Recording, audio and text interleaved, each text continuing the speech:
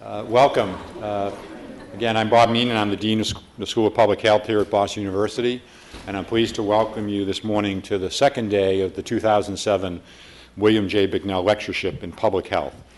This year the topic, as you know, is human papilloma virus, or HPV, and the vaccine. Those of you who were here yesterday for our first session heard a tour de force presentation about human papillomavirus and its prevalence in the United States by Dr. Susan Weller from University of Texas. Dr. Weller talked about what HPV is, what types there are, what types pose the highest risk for cancer, who gets it, when they get it, what are the relative risks, and how the virus moves through populations. She also pointed out that there are surprisingly different patterns of viral prevalence in different countries around the world. Dr. Weller even presented somewhat unexpected data about the prevalence of the virus on hands, which prompted a substantial reduction in handshaking behavior at the reception that followed her talk. By informing us about the baseline status of HPV in the United States, Dr. Weller set the stage for today's program, which will discuss the vaccine itself and examine the public health and public policy dimensions of making it widely available or even mandated. We're very fortunate to have an impressive group of panelists with us today, each of whom brings distinctive expertise and interest in questions of population-based health. We're looking forward to a very lively discussion. A lively discussion is the raison d'etre of the Bicknell Lectureship, which was the brainchild of Bill Bicknell, our Chair Emeritus of International Health and Professor of International Health. And Bill wanted to have a program at the school that would bring controversial topics, opinionated speakers to the school, and we certainly have an example of that today. And I want to again thank Bill for his original idea and for his ongoing support of this program. And I guess in absentia also thank Jane Hale, his wife, who I neglected to thank yesterday, but she's also played an important role in continuing support for this program. I also want to thank the committee again that was led by Dave Ozenoff, who's the Chair Emeritus and Professor in the Department of Environmental Health, and David chaired this year's Bicknell Lectureship Committee. In choosing to explore the HPV vaccine, Dave and his committee picked a topic that has broad public health implications for girls and women here and around the world, and which badly needs additional discussion and debate within the public health community. Now I'd like to introduce Deborah Main, who will moderate today's panel discussion and audience Q&A. Deborah is the perfect choice as the moderator for this session. A professor of international health at BU School of Public Health, Deborah is an epidemiologist with a background in anthropology. She's been working in the area of women's reproductive health in developing countries for nearly 30 years, focusing during the last 20 years especially on maternal mortality and morbidity. She teaches a course in reproductive health at the school. Deborah spent many years at Columbia School of Public Health. I'm very pleased that she had the wisdom a few years ago to come to BU School of Public Health, and I'm very grateful that she's agreed to moderate the session today. I just want to let the audience know that we will be videotaping today's event, so when we turn to the audience participation session, if you're in the witness protection program or otherwise shy, I just want to advise you that you'll be on tape.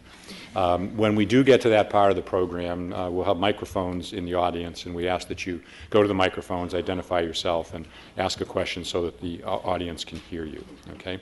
And the program will also be up on the BU website soon, so you can look at it again and remember the good parts. So thank you all for coming. I'm looking forward to an interesting session, and I'll hand it over to Deborah.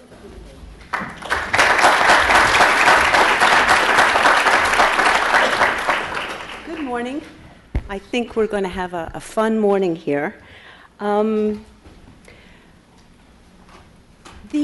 format that we're going to use is meant to maximize interaction with the audience. So each of the presenters is going to make a 10 to 12 minute presentation, although they keep saying to me it's an hour and a half, right? Then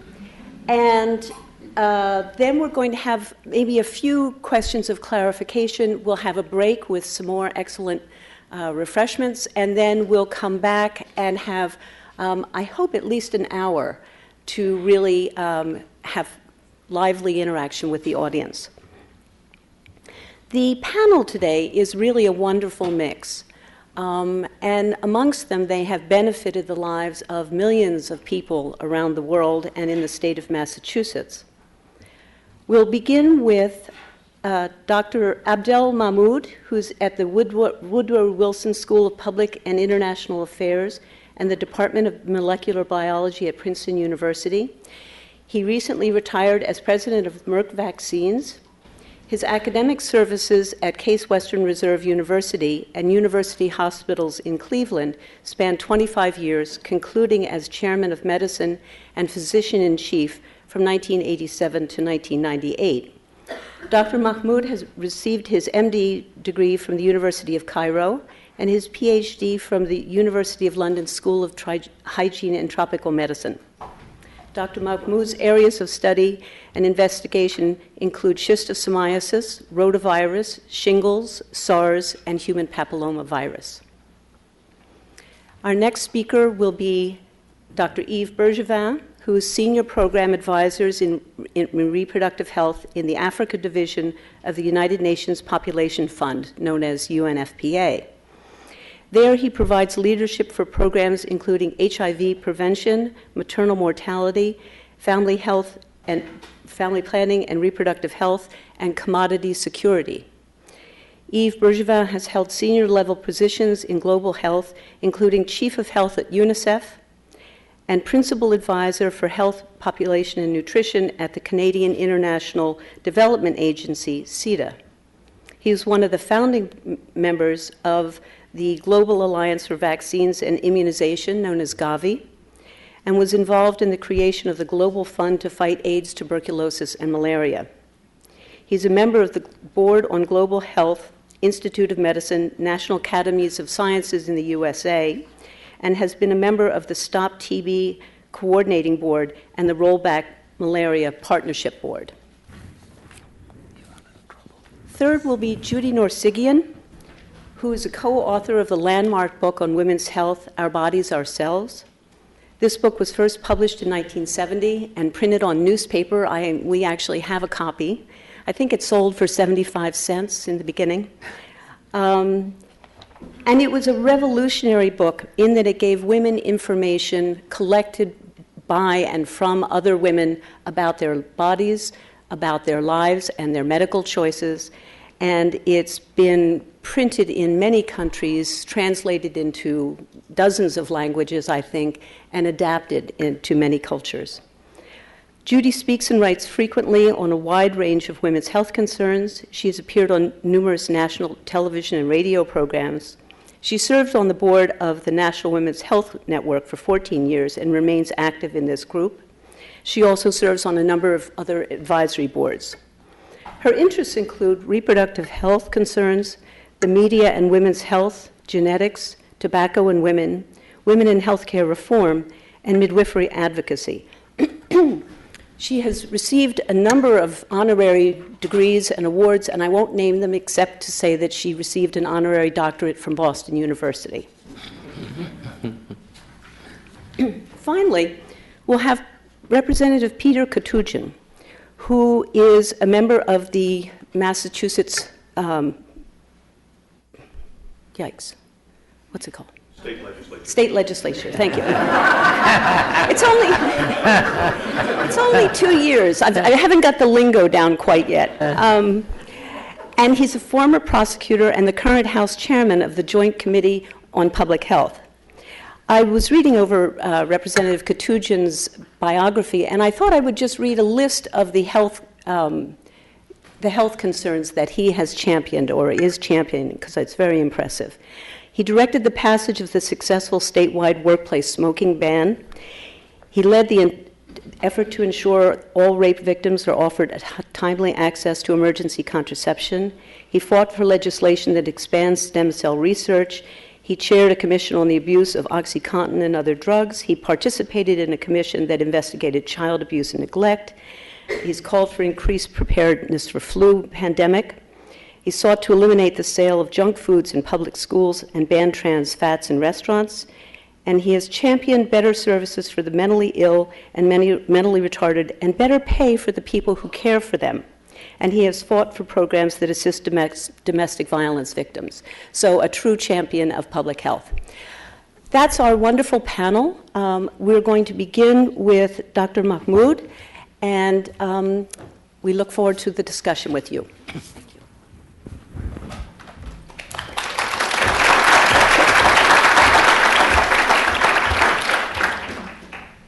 Thank you very much. It's an honor to be with you at the school, and I'm honored to be one of the participants in the Bicknell lecture. I had the pleasure of sitting next to Bill yesterday at dinner and enjoyed tremendously his deep insight in international health. I'm pleased to be with a panel which is really fantastic, and following on what Susan Weller did yesterday, explaining to you a subject which is on lots of people's mind. I also want to say I am speaking here as an academician, and I'm not representing Merck. So if you want to attack Merck, it's an open question for all of you. I thought David and the committee did a little bit of an injustice, because this idea about is a vaccine a public health no-brainer or not? Why asking the question about HPV? And I want to ask him and his committee, there are 27 vaccines that are used for protecting our population today, starting from smallpox vaccine. Edward Jenner delivered the first dose of the vaccine to his son and another kid in the village to see if it will protect them or not. And they didn't ask, is it a no-brainer or not? And the 27 vaccines that all of us use are a product of understanding the science of vaccinology and the science of epidemiology. So at the risk of insulting some of the professors in the school, let's just review what is the concept of immunization, because it's not really a discovery. I didn't make it. We give vaccines for two reasons. Forget about what vaccines are and what is their cost effectiveness, but we give vaccines for two reasons.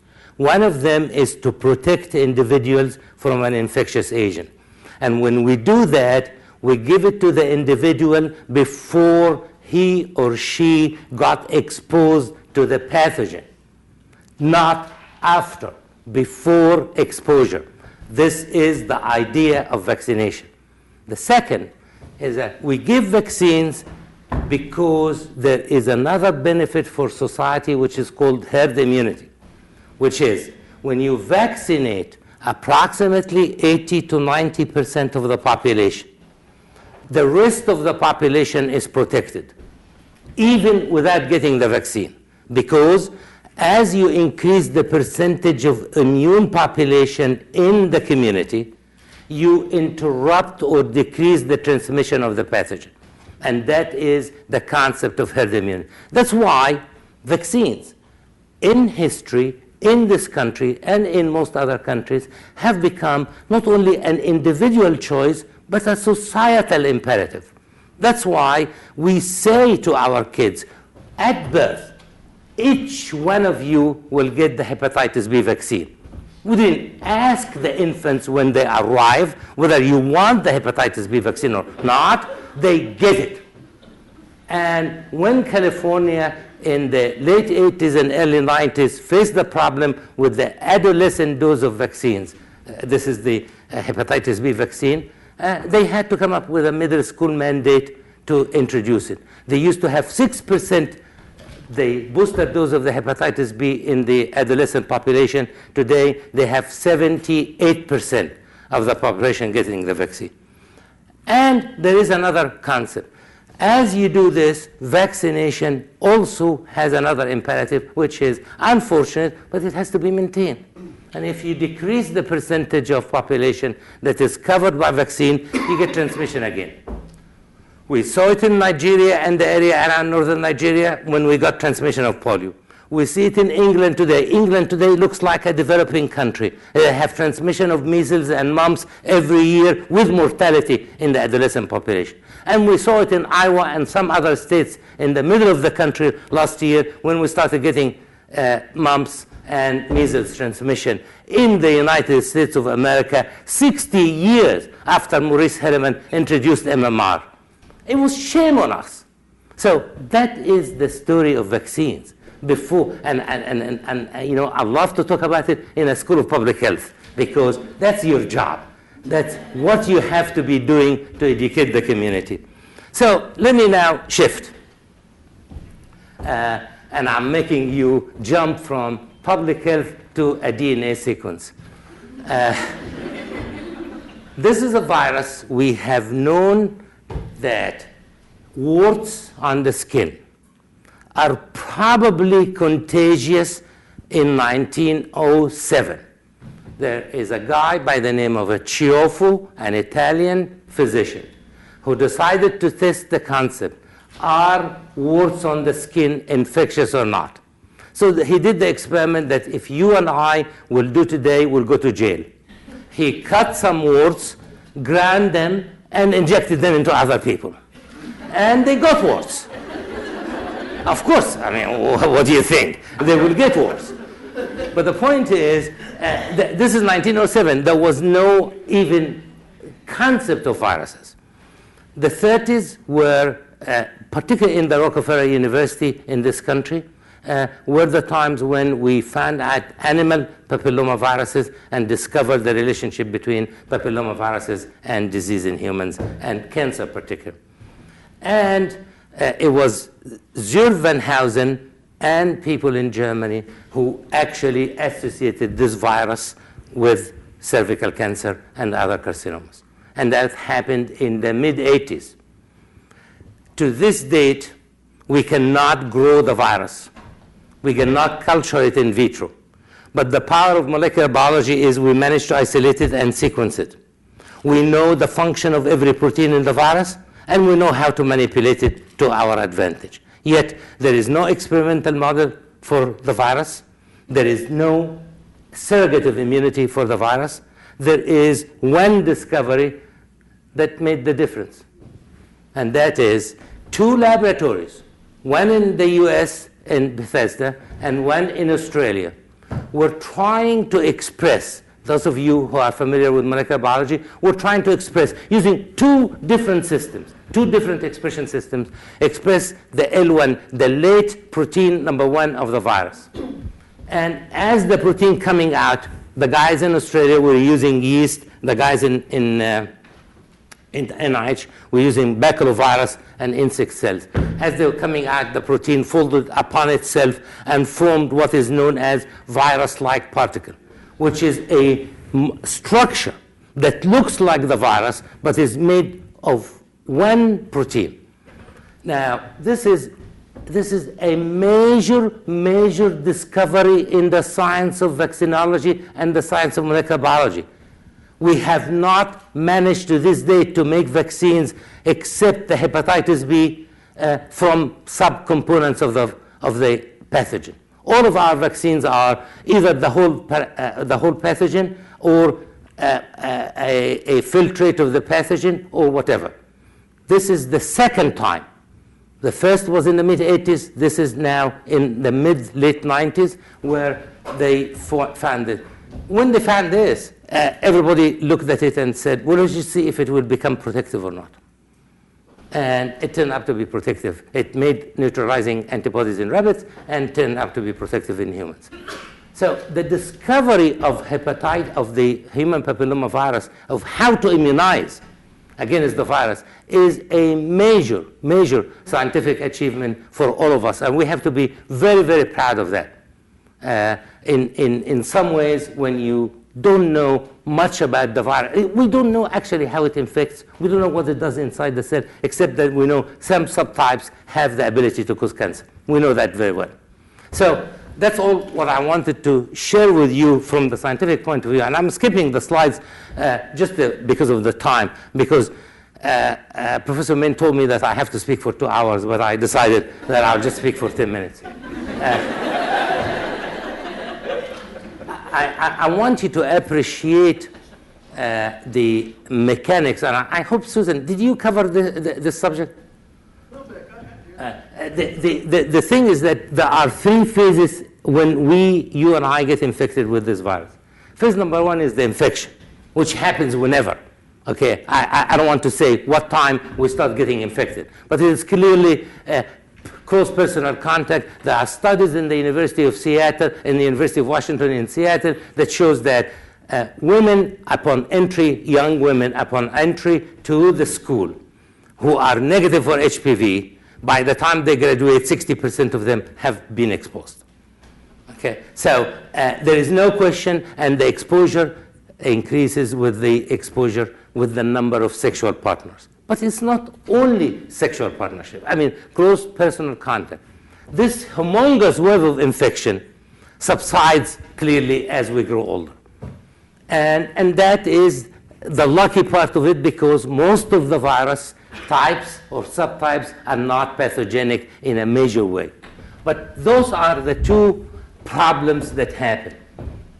Few years after infection, you get precancerous lesions. This is why in this country we have continuously pushed for pap smearing every year, because it detects early changes, what we call precancerous, that will result into some treatment that hopefully will prevent. And in spite of this country being one of the best in pap smearing, there are 11,000 women every year with cervical cancer, and 4,000 of them die. And if we don't do something, now we suddenly decided that we now ought to push for screening. Where have we been in the last few years? In the last 10 years, last 20 years? Papa Nicholas introduced the pap smear 40 years ago. And when you look into the situation in Europe, and much worse in the developing world, it's really bad news. And then you get the cancer. So I'm putting this slide just on purpose, because those of you who understand epidemiology understand some of the ways the wise men and women of pseudoscience are talking about the vaccine now. Show me that it stops cancer before I can recommend it. We didn't do that for the hepatitis B vaccine. Hepatitis B vaccine was introduced in this country in '85, was mandated by the end of the decade. It's only in the beginning of the century that the guys in Taiwan gave us the data that says, and if you keep the vaccination, you prevent cervical cancer. So to come today and say, show me after 2 years or 5 years of the vaccine that you stopped the cancer, it just denies us the knowledge and the science of oncology. So just a quick couple of comments. This is the load of the burden of illness in this country from 16 and 18, which are the bad two subtypes. And by the way, it causes disease in women and men. And it was unfortunate in this country that the vaccine was approved only for single sex, because the Europeans and the Australians understood the epidemiology of transmission of a virus infection in society, understood what is the meaning of R naught, understood what percentage you need to immunize to interrupt transmission, and approved the vaccine for both sexes. So it's given now for men and women in Europe and in England. This is the data about the vaccine. So I'm not going to spend a lot of time saying that the vaccine works. The vaccine works, and works almost close to 100%. The interesting complaint about the vaccine today, and I think I will stop the slides. The interesting point about the vaccine today is we have some data that shows if you give the vaccine to individuals that have had one of the subtypes infection, the vaccine is less effective. I mean, this is the no-brainer, because vaccines have to be given to people before they get exposed to infection. If they have been exposed, these are not therapeutic vaccines, these are preventive vaccines. So that's one of the issues. There is no question, and hopefully that will be covered in the discussion, that it's the social connotation of this vaccine that is causing all this commotion. All of us, as I said, you don't get asked whether you want the hepatitis B shot or not. You can't go to school in this country unless you show a certificate for MMR, and if you don't get to school. In California, if you don't show in middle school that you have taken the hepatitis B booster shot, you don't get to school. So the society pressure to say we want to get to herd immunity is clear, and it's a societal responsibility. It's all of us together. It doesn't have to be who you think yourself are. I think I'll stop here, and we'll get back. Thank you very much.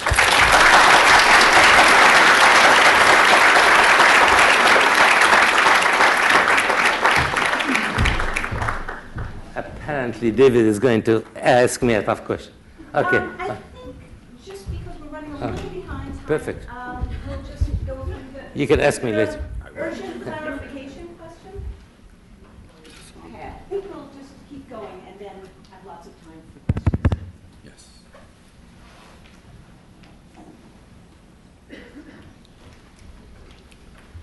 Bonjour. It's a real pleasure to be here, and what I'd like to do in the next 2 hours, Deborah, is to try to go over, and like an undisciplined student, I changed the title, go over cervical cancer, a global perspective.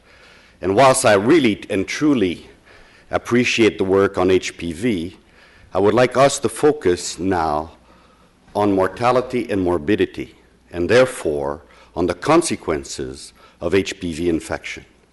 And really try and focus, because public health decisions have to be made on the impact of the virus and not just on the virus. We are, as we all heard, HPV can be transmitted in the hands. We have lots of viruses in this room, and most of them, almost all of them, thankfully, have no impact on our lives. So let's think of mortality and morbidity and how to contribute to improve the health of women worldwide. Okay, so what I'd like to cover is, first of all, put this problem in global perspective, look at successes of the first cancer vaccine for the world, which has been hepatitis B, to look at HPV and potential scenarios for its introduction and implications for global public health. I'd like to look at approaches to protect the current cohorts of women of reproductive age who may not be protected by a vaccine that's not yet introduced. And then I'd like to address issues of strengthening health systems, and lastly conclude on 3 take-home messages. First, it's worldwide. Cervical cancer affects about 500,000 women each year. And we have approximately 250,000 deaths worldwide. 250,000, let's remember that. Maternal mortality, which is one of the favorite subjects of our dear moderator, Deborah, is essentially causes 500,000 deaths. And deaths from HIV in women is approximately 1.5 million each year. So it is a major global health problem. It may not be the top one, and I think we need to take a look at it in perspective. About 85% of women dying from cervical cancer reside in developing countries. And HPV, we all know now, is the primary cause of cervical cancer. Now, if we look at the distribution of cervical cancer by region, and this is a slide kindly provided by PATH, a very good organization that has done really interesting work in cancer prevention in developing countries. We see a map that has some similarities with the map of HIV and some profound differences. But let me just, if I can get the pointer back from, yes, there it is. If we look at East and Southern Africa, here we go. Here, we see an area with very high incidence. We also see other regions where the incidence is high. And I'm not sure we understand the reasons for the, can you hear with this mic? Yes, okay. I'm not sure we understand the reasons for this distribution pattern. And one question which we discussed over dinner yesterday is circumcision, male circumcision, protective as it is for HIV. We now know that if you're circumcised, you have half the chances of catching HIV as a man than if you're not circumcised. And if you look at the lower incidence areas in North and Middle East, then you wonder whether or not circumcision is protective. And that's perhaps a research question to throw back to those of you who might wish to pursue a research career. Now, hepatitis B vaccine, and why do I want to make a parallel between the two? It is because it was the first cancer vaccine that has been successful in being introduced globally. We have approximately 2/3 deaths from the consequences of chronic hepatitis B disease, both cirrhosis and liver cancer, mostly in adults worldwide. So it's an important problem. And when I was a medical student 2 centuries ago, the school had to pay over $100 US, that was several $100 Canadian by then, to immunize me against hepatitis B. We were only immunizing high-risk groups such as health professionals at the time. Now today, a hepatitis B dose is about $1. So immunizing a child is a few dollars. So we have to remember that in 3 decades, the price was able to, the introduction went from industrialized country at several $100s down to a few dollars. And what has happened globally is, thanks to the Global Alliance on Vaccines and Immunization, and I'll come back to that slide, what we have globally is that 158 countries, as of May, had introduced hepatitis B vaccine in their routine immunization schedule. Now, there's some gaps, as you see in Africa, as usual, but it is, we can say that within a few years, all countries, essentially, will have introduced hepatitis B vaccine in their immunization schedule. Now, if we think through that a child is born in 2008 or 2010, say in Ethiopia, then the full impact on mortality from hepatitis B disease, both cirrhosis and liver cancer, will be felt, the full impact will be felt by the middle of the century. So let's just remember this, because this has very profound implications for our thinking forward for HPV vaccine.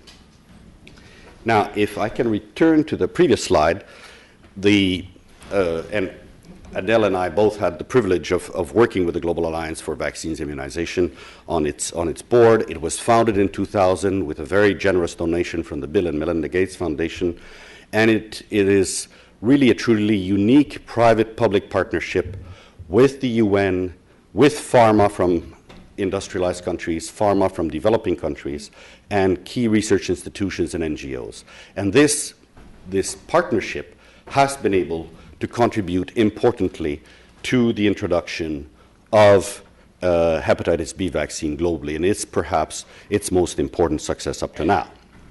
Now, if we look at HPV vaccine, it is being introduced in many countries, mostly industrialized at this point in time. It's being licensed and is just beginning to be introduced. And we are going to hear a bit more about introduction or mandating in the US. So this is just beginning in 2007. Now, I think we need to prepare now for the future, and I would like to refer people to a publication called Preparing for the Introduction of HPV Vaccines, if people want to think through some of the policy and program guidance countries, and it is on our website and on the website of WHO. What are key issues to be considered? The first one is that the vaccine efficacy is approximately 70%. It's nearly 100% for those vaccine subtypes which are contained within the vaccine, 16 and 18 for the high risk and the other 2 for the low risk. But because there are many different subtypes globally, there are probably at this time not quite enough subtypes in the vaccine to achieve 90% efficacy. So for now, we have a 70% efficacious vaccine. It will therefore be very important to have other complementary approaches, and I apologize for the I there, that should be an E in complementary. We need to have other approaches if we want to have full impact on the burden of disease.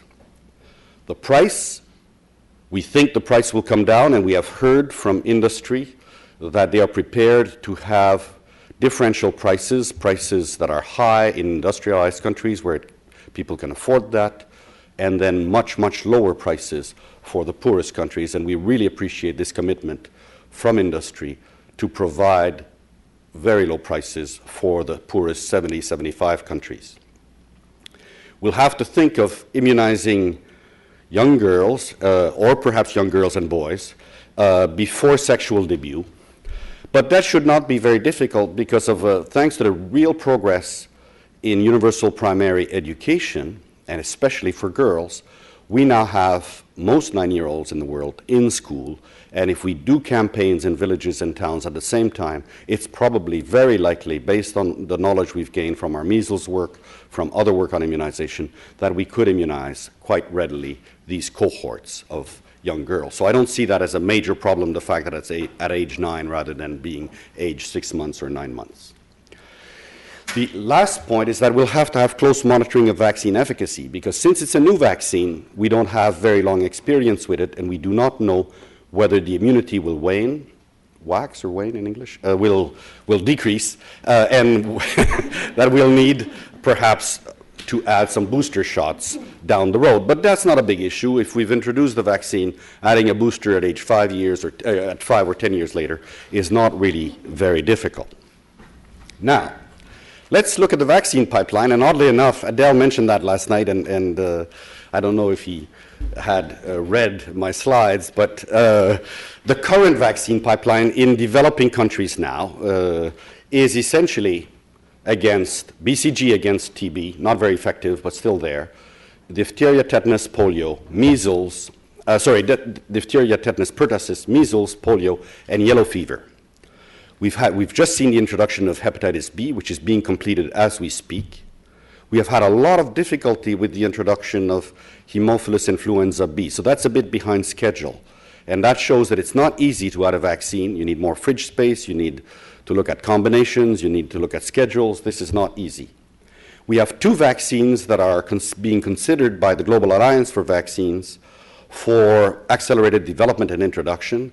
Those are rotavirus against diarrhea and pneumococcus against pneumococcal invasive disease, pneumonia, sepsis, etc. And then HPV is not yet in the pipeline. It's being looked at, but it's not yet in the pipeline. So, and it's only now being introduced in industrialized countries. And although some people would wish to have it introduced by 2010, my personal guess, and please note that there's no logo on these slides so that I can speak a bit more freely. UN members are a bit constrained. But we think it's going to take 7 to 10 years before this can be introduced in the 70 poorest countries in the world. So let's look at this. And let's look on the left. We have, for those who know, an acacia tree from the Masai Mara in northern Tanzania and that adjoining Kenya. And why put a tree there? Because this beautiful tree took probably 30 to 50 years to grow to its current shape, and it is only now providing some shade in this otherwise fairly hot area. But it took 30 to 40 years to have full effect. Because if you introduce a vaccine today to, say, 10-year-old girls, it will take 40 years before they become 50 and before they've had the full protection of the HPV vaccine in reducing their lifetime risk of dying of cervical cancer. And that is very important to consider. That doesn't mean you shouldn't plant the tree now, because if you don't plant it now, you'll never get it. But it means that you have to think through what that will mean for the next 30 or 40 years before you have the full impact of that vaccine. So a birth cohort of 10-year-old girls who starts being immunized in 2015 will have the full impact in 2055. So it's only the second half of this century which will benefit from the full impact of HPV vaccine in developing countries. We need to start soon, place HPV in the vaccine pipeline of Gavi, and then go full speed ahead in making sure that those vaccines currently in the pipeline, the Hib, the rotavirus, the pneumococcus, get introduced very quickly so that we can move through the pipeline HPV vaccine. And at the same time, we must scale up complementary approaches to protect the current cohorts of reproductive age. So, and we may need to add other high-risk HPV types to the current vaccine in the next decade so as to get vaccine efficacy up from about 70% to closer to 90%, taking into account the HPV subtypes which may be more prevalent in developing countries. Now, what are some of these other necessary approaches? And I would like to come back to the fact that we need a combination approach here if we want to have optimal mortality and morbidity reduction. The first one, we talked about not shaking hands, but I'll talk about safe sex. We know that delayed debut, abstinence, and this is not, I've not been paid for advertising, abstinence and having very few partners, and that your partner has very few partners, and that you have consistent condom use, all of these have been shown to reduce the risk, the relative risk of transmitting HPV. We also know that tobacco control reduces the relative risk, and that tobacco use is a risk factor for cervical cancer. We also have to have secondary prevention and treatment. Cervical cytology, like the pap smear, we know what to do, but you need to examine a woman, send the slides to a lab, make sure the lab is competent, get the report back, get the woman back, and then discuss with her treatment options and send her somewhere else for the treatment. Well, think of that in rural Chad, and it won't happen. So visual inspection with acetic acid is a very interesting technique. It's a one-visit approach, and it can be performed by mid-level health professionals, either nurses or technicians, and it works well. There was a very nice study in Tamil Nadu that was just published in August in the Lancet on August 4th, showed that the mortality hazard ratio was of the order of 2/3. So a 1/3 reduction in mortality. So if you have a 1/3 reduction in mortality, if you are able to implement safe sex through the massive HIV prevention work that's going on now, if you're able to introduce a vaccine, you begin developing a combination approach which may begin to rapidly reduce cancer mortality in developing countries. So one of the key things is we need a combination of effective approaches if we wish to have a major mortality reduction impact. Now, the challenge of strengthening health systems, that perhaps is the no-brainer part, because I do believe that the vaccinology is extremely complex, and we owe a lot of big thanks to people like Adel for having moved this vaccine forward. In Africa right now, we have less than $10 per capita for health. And we need at least 40, perhaps 50 if we include antiretroviral therapy for those who need it. We have a health human crisis. We have a lot of African nurses in the UK and the US, etc., migration. And we need to triple or quadruple the output of schools of mid-level professionals if we are to have a sufficient stock of health human resources to be able to deliver programs effectively. Technology, I think technology is moving very rapidly, and this is very promising, and we've heard just about the VIA results of this cluster randomized trial in Tamil Nadu. We need information systems so as to be able to track this on a population level, and we need the infrastructure, the health centers, the clinics, etc., which will be able to deliver this. So this represents another level of the challenge which we should not forget now, and it is receiving a lot of attention.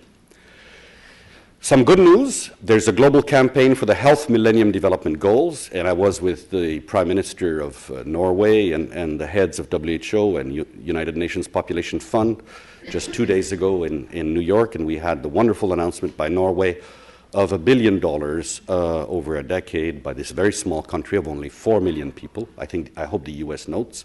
And that for maternal and child health. Now, 1 billion won't go very far. If you think of $40 per person for 1 billion poor, that's 40 billion. And if you think of 2 billion poor, that's 80 billion. Now, some of that money needs to come from the countries themselves, but we're looking at a $50 billion a year effort. So we're a long ways away from that with the current level of funding.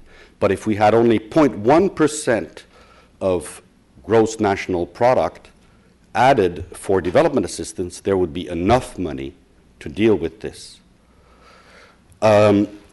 This campaign is moving fast forward. We're not quite sure how much resources we'll get from industrialized countries, but we really need a quantum shift in the level of resources for health in developing countries.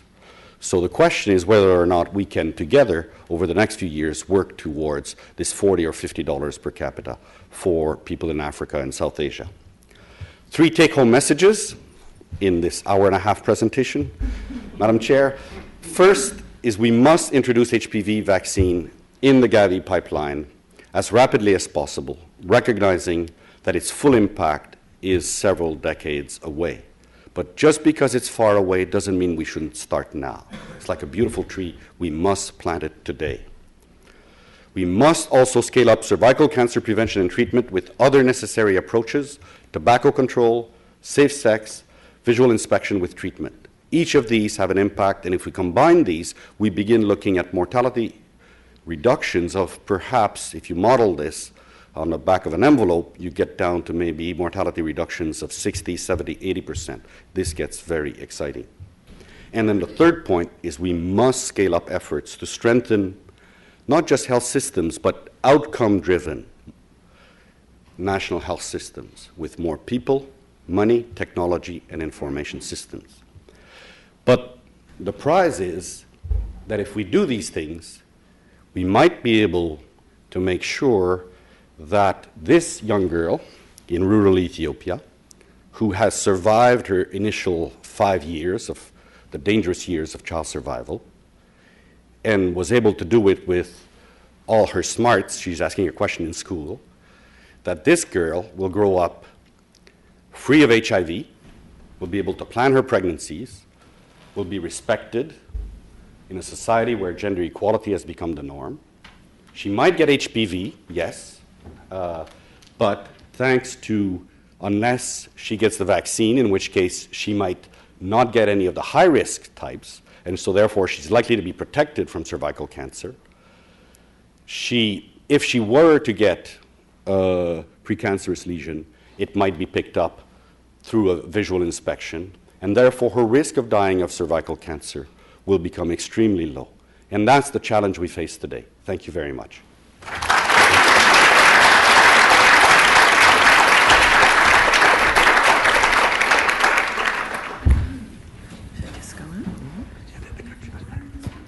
I don't think I need it for this. All right. Okay, no more PowerPoints for a while. Can you all hear me? I'm with a women's health organization that certainly covers lots of different issues, and this is one that has generated a lot of discussion, and we're still in the process of figuring out whether we want to even take a position publicly on many of these aspects. I think the science is very interesting. There are some questions left. This is a really impressive vaccine. You've heard a lot of the data so far. And I think the no-brainer or not question is not so much about the science and the remaining questions. We have those questions for all vaccines as they're developed. I think the no-brainer or not really regards some of the public policy setting and whether or not we want to allocate what are now pretty scarce public resources for very expensive widespread vaccination programs. We're not talking about $10 or $20 per vaccination. We're talking about $360 plus the costs of administering the vaccination. And so that produces, I think, a different dilemma for the policymakers who have to consider this. I am going to leave here up at the front afterwards, for those of you who are interested, several documents that I think are extremely illuminating and very useful to read if you want to get much more in-depth information. My conversations have been with several public health officials in different states, with Dr. Cosette Wheeler, who's one of the lead HPV vaccine researchers based at the University of New Mexico. She's the head of translational research there. And who also takes the position that this should be widely available, but does not think that school mandates are appropriate at this point in time. And she differs, I think, with some of her colleagues on that. Dr. Alan Hildesheim, who is at NCI, and several others who have been looking at this field over the long haul. And I'm fascinated that on this question, although there's not a lot of disagreement about the questions that need to be looked at, but on the question of whether or not we should be instituting school mandates, which is going to require that public resources be allocated by some means or another to provide millions of young girls with a vaccination, whether that is going to have a negative impact on some of the other programs we have that aren't mandated, because if there aren't expanding public dollars, you have to take from a program to cover a vaccine mandate, and maybe you are going to, in the end, for the whole population, not do them a service. One of the articles that I think is worth your looking at is this year in Lancet Magazine. It's one of the best overviews, I've been told, by Mark Schiffman and colleagues, called Human Papillomavirus and Cervical Cancer. I'm going to read a little excerpt from it in a minute to show you the kinds of thoughtful questions that these researchers raise. Another is a chapter called Issues in Planning Cervical Cancer Screening in the Era of HPV Vaccination by Eduardo Franco, who's another lead HPV vaccine researcher, and Alan Hildesheim, Sylvia de San Jose, and Jack Cusick. This is also worth looking at. And then, for those of you who really want to read a lot, it's actually available on the internet. The California Health Benefits Review Program was asked by the California legislature to review the Assembly Bill 1429, which was their proposal to introduce human papilloma vaccination. And I just have a little excerpt from it. If you put in HPV vaccine and California Health Benefits Review Program as your search terms, you can go right to it. It's over 100 pages. And I also have a follow-up letter to the California legislature from the program, which gets into some of the more intricate questions. I think I want to leave with you all is a very interesting paper entitled Making Decisions About HPV Vaccination, Heavy Traffic at the Intersection of Research and Policy. It's a paper by Hans Kruger and Dan Williams. This comes out of Canada, and it's, again, something you could probably find on the internet. The questions that have been raised by a number of these people I've spoken with, and none of them disagree with the position that we should make this vaccine widely available and ideally offer public funding, particularly for low-income individuals. But some of them do question the advisability of a public mandate, a school mandate. And these are some of the reasons that they take this approach. Like any vaccine, you want to have a lot of thought go into the rollout, and you want to plan for the education of the public. We have a lot of special issues with this vaccine. Unlike other vaccines that come in to provide the only protection you've got, we've got screening programs when they're available and follow-up care. And as we've noted yesterday when Susan Weller showed her slides, since the 1940s when the PAP test was introduced, we've reduced cervical cancer by 75%. And this coming year, we expect 3,700 women to die in this country. I know it's about 11th or 12th, but it was a leading cause of cancer mortality at the turn of the 19th century, 20th century in the United States. And we've made impressive progress with screening and follow-up care. The screening alone without follow-up care is in some ways unethical, I think. So we've got to make sure that we don't just provide PAP tests, but we provide follow-up care when it's needed. So there is a sense that the urgency is somewhat different. We also are not dealing with something highly, highly contagious like measles. You walk into a classroom, you touch a kid. There has to be close physical contact. Handshaking is probably not a reason to be concerned.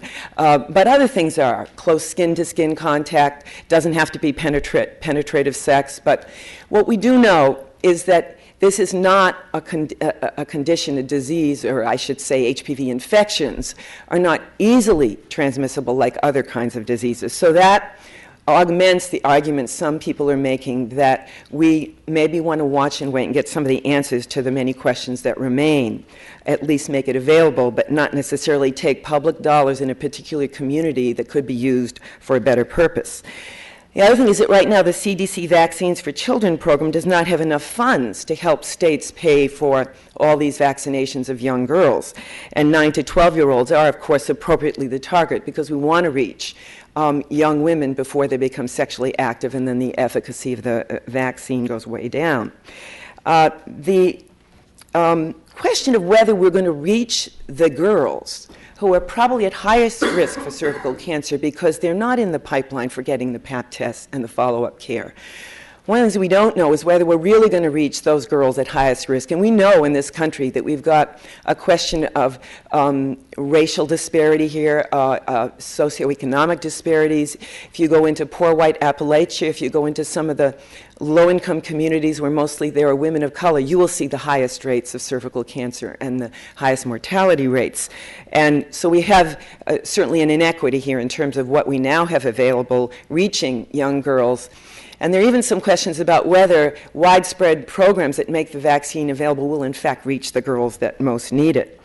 The other thing that we're concerned about in the public health community is that because this isn't as contagious or as highly problematic as some other diseases, there are going to be and have been already more liberal opt-outs. There's always opt-outs for vaccination programs, so parents can sign a form and their child does not have to get the vaccination, with some exceptions.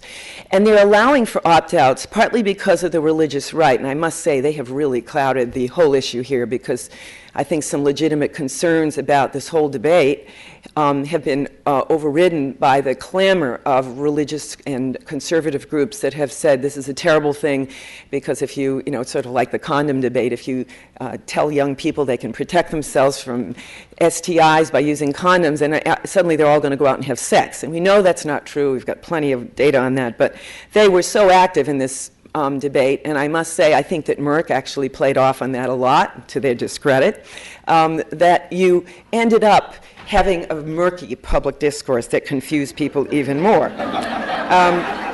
And the idea that we also have in these clinical trials fewer than 1,000, some hundreds of young girls in the 9 to 12-year-old range, is something that is legitimately cause for concern. We want to do good post-marketing follow-up and watch the young girls, and they were looking at the question of immunogenicity and safety, not the question of efficacy, which was in the girls who were 15 to 26, and we've got like 25,000 clinical trial participants, so we've got a lot of good data on that, and it's good data. But there is a reason to be concerned about the possibility of low-level effects, particularly with a very young group.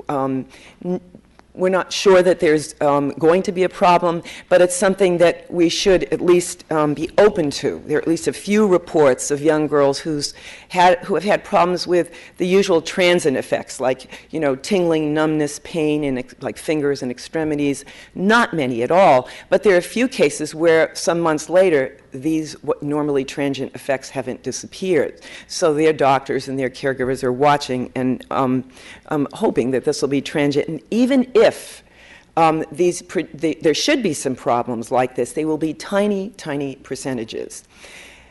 The issue for parents who come to this decision is, what kind of risk-taking do I want to take? And from a public health perspective, from a parental perspective, sometimes you come to different conclusions. And I think this is really the struggle right now. If you're coming to this as a parent and you have a young daughter, you'll make one decision. If you're coming to this as a public health official who's got limited dollars to spend, and now the vaccine costs $360 instead of $30, it might be harder to make a decision that every young girl should have this vaccine in our community.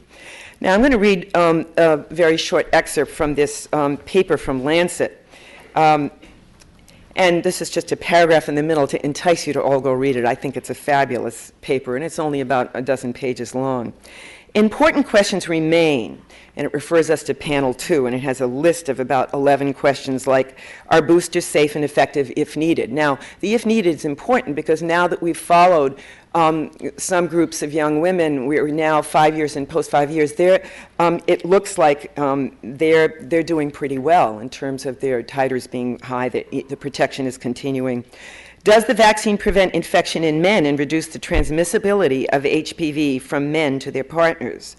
What will be the effect of HPV vaccination on compliance with screening programs which are needed for prevention of the 30% of cancers against which the vaccines do not provide protection? This is a very important question because as I run around and talk to young women about a lot of these issues, the advertising for this vaccine, which, to its credit, has in some cases underscored the need for continued screening, pap tests, and follow-up, has led a number of young women to think this is a substitute for getting your regular pap tests and getting follow-up care. This is why the education and the rollout of this is so important.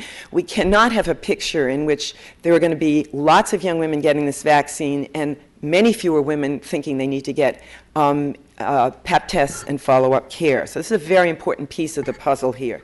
You also heard the question about what if we do a great deal about eliminating the HPV infections caused by type 16 and 18. Will the other types, there are 15 types of the HPV virus that are associated with cervical cancer, will some of the others fill that niche? Will they rise up and start causing more of the cervical cancer we're seeing? Those are good questions. Anyway, to go on. For example, the regulatory approval for Gardasil was predicated on rather short-term efficacy data for 15 to 26-year-old women and data showing good antibody titers after vaccination for 9 to 15-year-olds.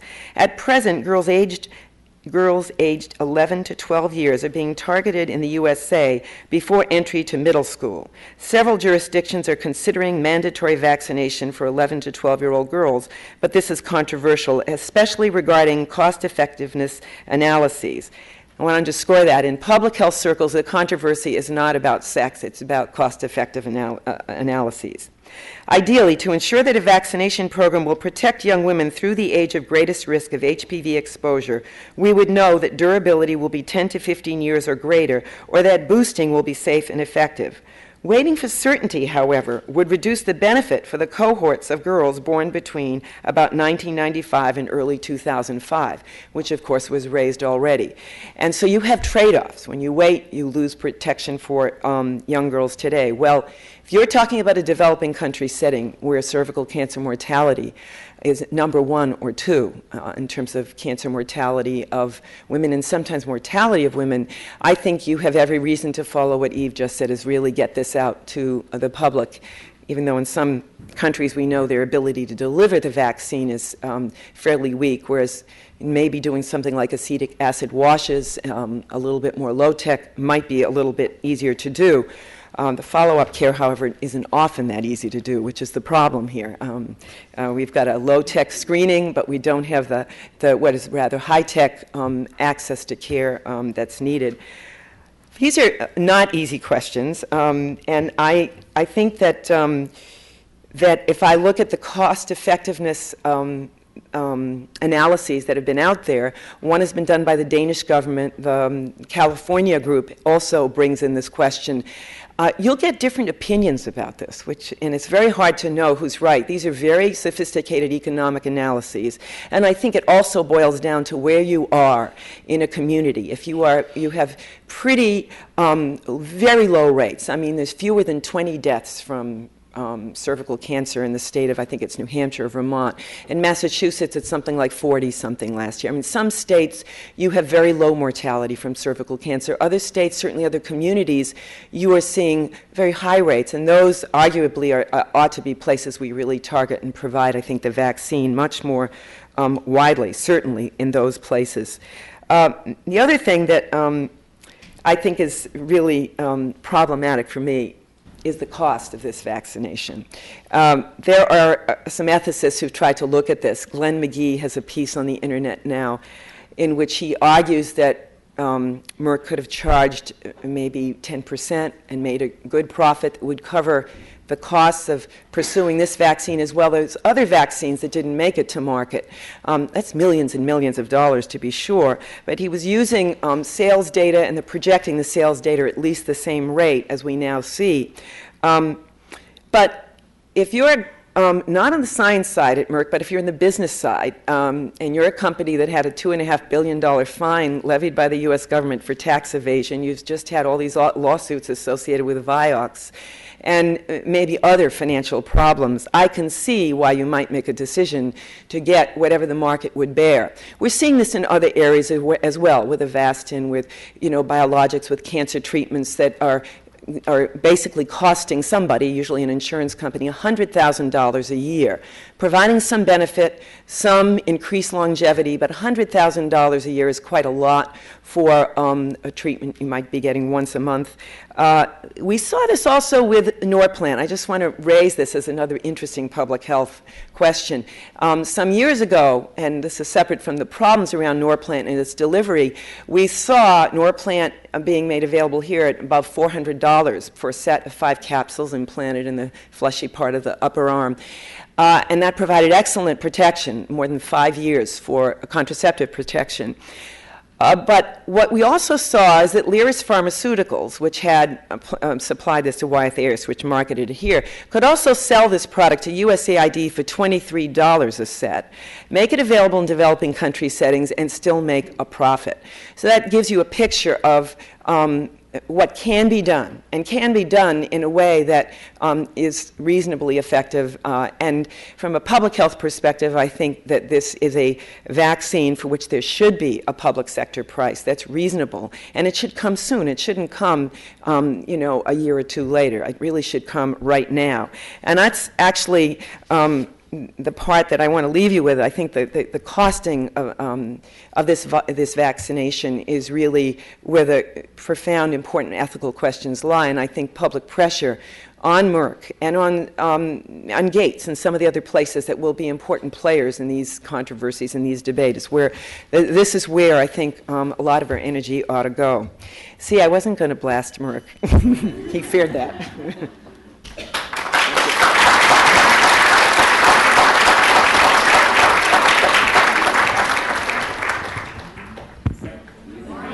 I just want to say what a pleasure it is to be back here at BU. I have had the experience of being here at BU on a number of occasions, and there's this been an insidious process that has occurred. My office has been invaded by BU students. I have with me here, I have Sonia Khan and Annie Baker, who are recent graduates just last year. I have Jennifer Inferna, who was a graduate of 2 years ago. She's now my research. Actually, she went nights last year, maybe. She's my research director. We have Terry. We've got Liz. We've had Craig as interns. So it's truly a place where we enjoy the legacy of the BU School of Public Health Education. And I want to thank you and your deans, of course, for all of that. I want to start by telling you, when I was getting ready this morning, I have 2 young boys, a 4- and a 2.5-year-old. So every morning is always a challenge, particularly for my wife and I, as we're fighting is who's dropping off and who's feeding and who's bathing and who's clothing. There was this one moment where my 2 boys were on the bed for one moment of peace. My son Peter was wearing his blue shirt and blue pants. My son Christian, who's 2.5, was wearing his bright green shirt with a bright green matching cast on his leg. He just broke his leg recently, jumping off a couch following his 4-year-old brother. And as I left, they were watching Clifford the Big Red Dog, which is always a calming moment in my home. And for any of you, do you know Clifford the Big Red Dog? Do you know the song? They were singing the song, I Love Clifford the Big Red Dog. I'm not going to sing it for you, but I actually broke out into a rock and roll version of I Love Clifford the Big Red Dog for my children. They both laughed. My son Christian looked at me after laughing and he said, "Da funny you." And it was just one moment when I realized when you think about this august panel that's up here discussing, I'm just a kid from Waltham down the street here, right? These are really well-respected, well-regarded, well-known people from around the world. But just understand, don't be intimidated, because at least one of us will do anything silly to make his children laugh. So I hope that puts you at ease. I'm going to speak a little bit today about some of the national trends and the state trends that we're considering in Massachusetts, so you can understand what policymakers in the political context think about when we're talking about HPV vaccines. I'll speak about a bill, a budget, as well as our considerations in our state, as well as what's going on the national level. So firstly, on the national level, you can see that legislation has been introduced in 41 states, and there has been enacted in 17 states. So in 17 states, we already have some type of HPV legislation enacted, which is pretty powerful. Some of them require funding for HPV vaccinations. Some of them require a mandate for vaccinations, and some of them require education of the public about the HPV vaccine and the opportunities it presents. So there are a number of different ways. In Texas, of course, we know that the governor put an executive order out mandating the vaccine. It was, hailed by public health experts, but then maybe not hailed, and then it went through a whole, this whole terrible process, and then the legislature overrode them. So that kind of ended that terrible experiment, which at one point seemed so promising. Probably, if handled right, could have brought more promise to this issue of getting more vaccinations out there, but it was not handled properly at the beginning. And I'll tell you a little story about that at some point, too. In Virginia, there is a requirement for girls entering the 6th grade. There's a mandate that they be vaccinated, but there are 2 exemptions that Virginia has on all of these. One is for religious belief, and one is if there's a health risk to the child. So with all their vaccinations, these 2 exemptions occur. But they also put in another exemption with regard specifically to this because they felt it wasn't as much as a communicable disease as others at the time, particularly for the age group. So they put in language that if the parent or guardian would be educated about the risks and benefits of the vaccine and the virus, that they could then, as a parent or guardian, opt out of this program. So they allowed an extra exemption, which I thought was not a bad idea, to allow a parent to opt out if they simply became educated about it and made that decision on their own. So it's another interesting version. In Indiana, there was a school education requirement about HPV vaccine and a collection of data, which I thought was a really good idea too, so that they were actually going to collect data on who was getting the vaccination and how many, and I thought that was also a really interesting sort of way to handle it. In Washington, Washington put out $10 million to vaccinate about almost 100,000 girls over the next 2 years. So as you can see, many states, many ways. And so as we're kind of growing through this, we can learn from each state's experience. Let me speak a little bit about what's going on in Massachusetts. There's a bill before us, Senate 102, which was filed shortly after the introduction of the Michigan legislation, probably a fairly boilerplate version of the Michigan legislation that would create this mandate for all 11 or 12-year-old girls, females, or other groups as determined by the Department of Public Health, and will provide funding for those under 300% of the federal poverty level. So that's what this bill would do. What is not in this bill are the exemptions which apply to all the other vaccines, which if there's a religious belief that they don't want to have this vaccine, that would cause them not to want this vaccine, or if there's a health risk, these exemptions are not in the bill as it stands right now. So if this bill were to gain momentum and to move through the process, those are certainly things we'd have to think about. The question is, will this piece of legislation move through the process to a point where we have to get to that point of thinking of extra exemptions? As you can see from the next slide, we had a hearing on Senate 102, and it's quite interesting. As you can see the groups that actually supported increased vaccination. Interesting, right? We support increased vaccination. Certainly you can see the very same groups didn't support the mandate. It's kind of interesting, wasn't it? So it was kind of like politicians speaking to politicians, actually, like that. I understood this. I got it, right? The only one in opposition is down here, the Mass Family Institute, that simply opposed it completely. So it's very interesting. While you would think that these very groups would be so supportive of, they are supportive of more people getting it, they were concerned about the mandate at this point. Once again, it kind of shows the complexity of this issue and this vaccine. So only a few groups had testified, so no further action has still been taken by the committee, and that was by the Healthcare Financing Committee. It was not by my committee, but we kind of watched it. Now we can move on to the budget sort of situation, because another way that law is passed is through the budget, and as well as not just monies, but law can be passed through budget. So it's not just we put money in for these things, we can actually create mandates or do other things as well. So in the governor's budget, there was a request of $25 million in state funding for 3 new vaccines, the rota, meningococcal meningitis. By the way, I knew I was a real chairman of public health and healthcare when I could say meningococcal meningitis. Because it was a terrible hearing. If any of you know that anyone that's been stricken, it's a terrible It was really one of the most emotional and difficult hearings I've ever held, where people were coming in that had lost children, that had been lost limbs. There was one young man, Nick Springer, came in from New York. He had contracted meningococcal meningitis and lost all of his limbs, and was there, you know, and finished his testimony by saying, "Go Red Sox." You know, I mean, he was an amazing young guy, and to see parents saying, "I just wish I had known about the risk. I don't know what decision I would have made, but I would have liked to have known." And so we actually put in something requiring the notification, the education, and then they can make their own decision about whether or not they want to have a meningococcal meningitis vaccination. But I remember the first time I tried to say that during the hearing, thinking I had it down, and it didn't go so well. So that's when I knew I had it down, when I actually can say meningococcal meningitis. I'm not going to test myself anymore. So $4.3 million and about $12 million for the HPV vaccine.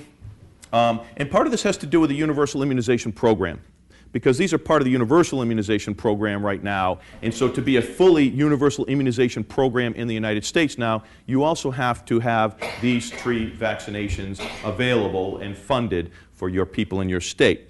And as you can see, well, you know, I think that was part of the reason for this, was to maintain our status. We've been one of the best immunization programs around the country. We're one of only 10 states with universal distribution of vaccines. Massachusetts has very high vaccination levels. It means that for universal immunization program, it means that a state is able to publicly supply vaccinations in accordance with the CDC recommendations. However, if we don't become this, then we'll be a universal select, which is a slightly lower version of the universal immunization program, which is slightly different anyway. If Mass is unable to supply the 3 new vaccines recommended by the Advisory Committee on Immunization Practices at the CDC, we'll become a universal select. And maybe that was part of the reason that the budget that the governor's office was asking for these. Not to say, you know, I can understand their reasoning behind it, but again, it's easy to propose it, and then we have to figure out if we have enough money for these vaccines and the benefit, cost benefit, and I'll speak a little bit about that as well. So what were some of the legislators' considerations? Well, 9 new vaccines were added in, you know, since 05-06. You can see the list. Next slide. We agreed I wasn't going to have to say next slide at every slide, but so much for the BU School of Public Education.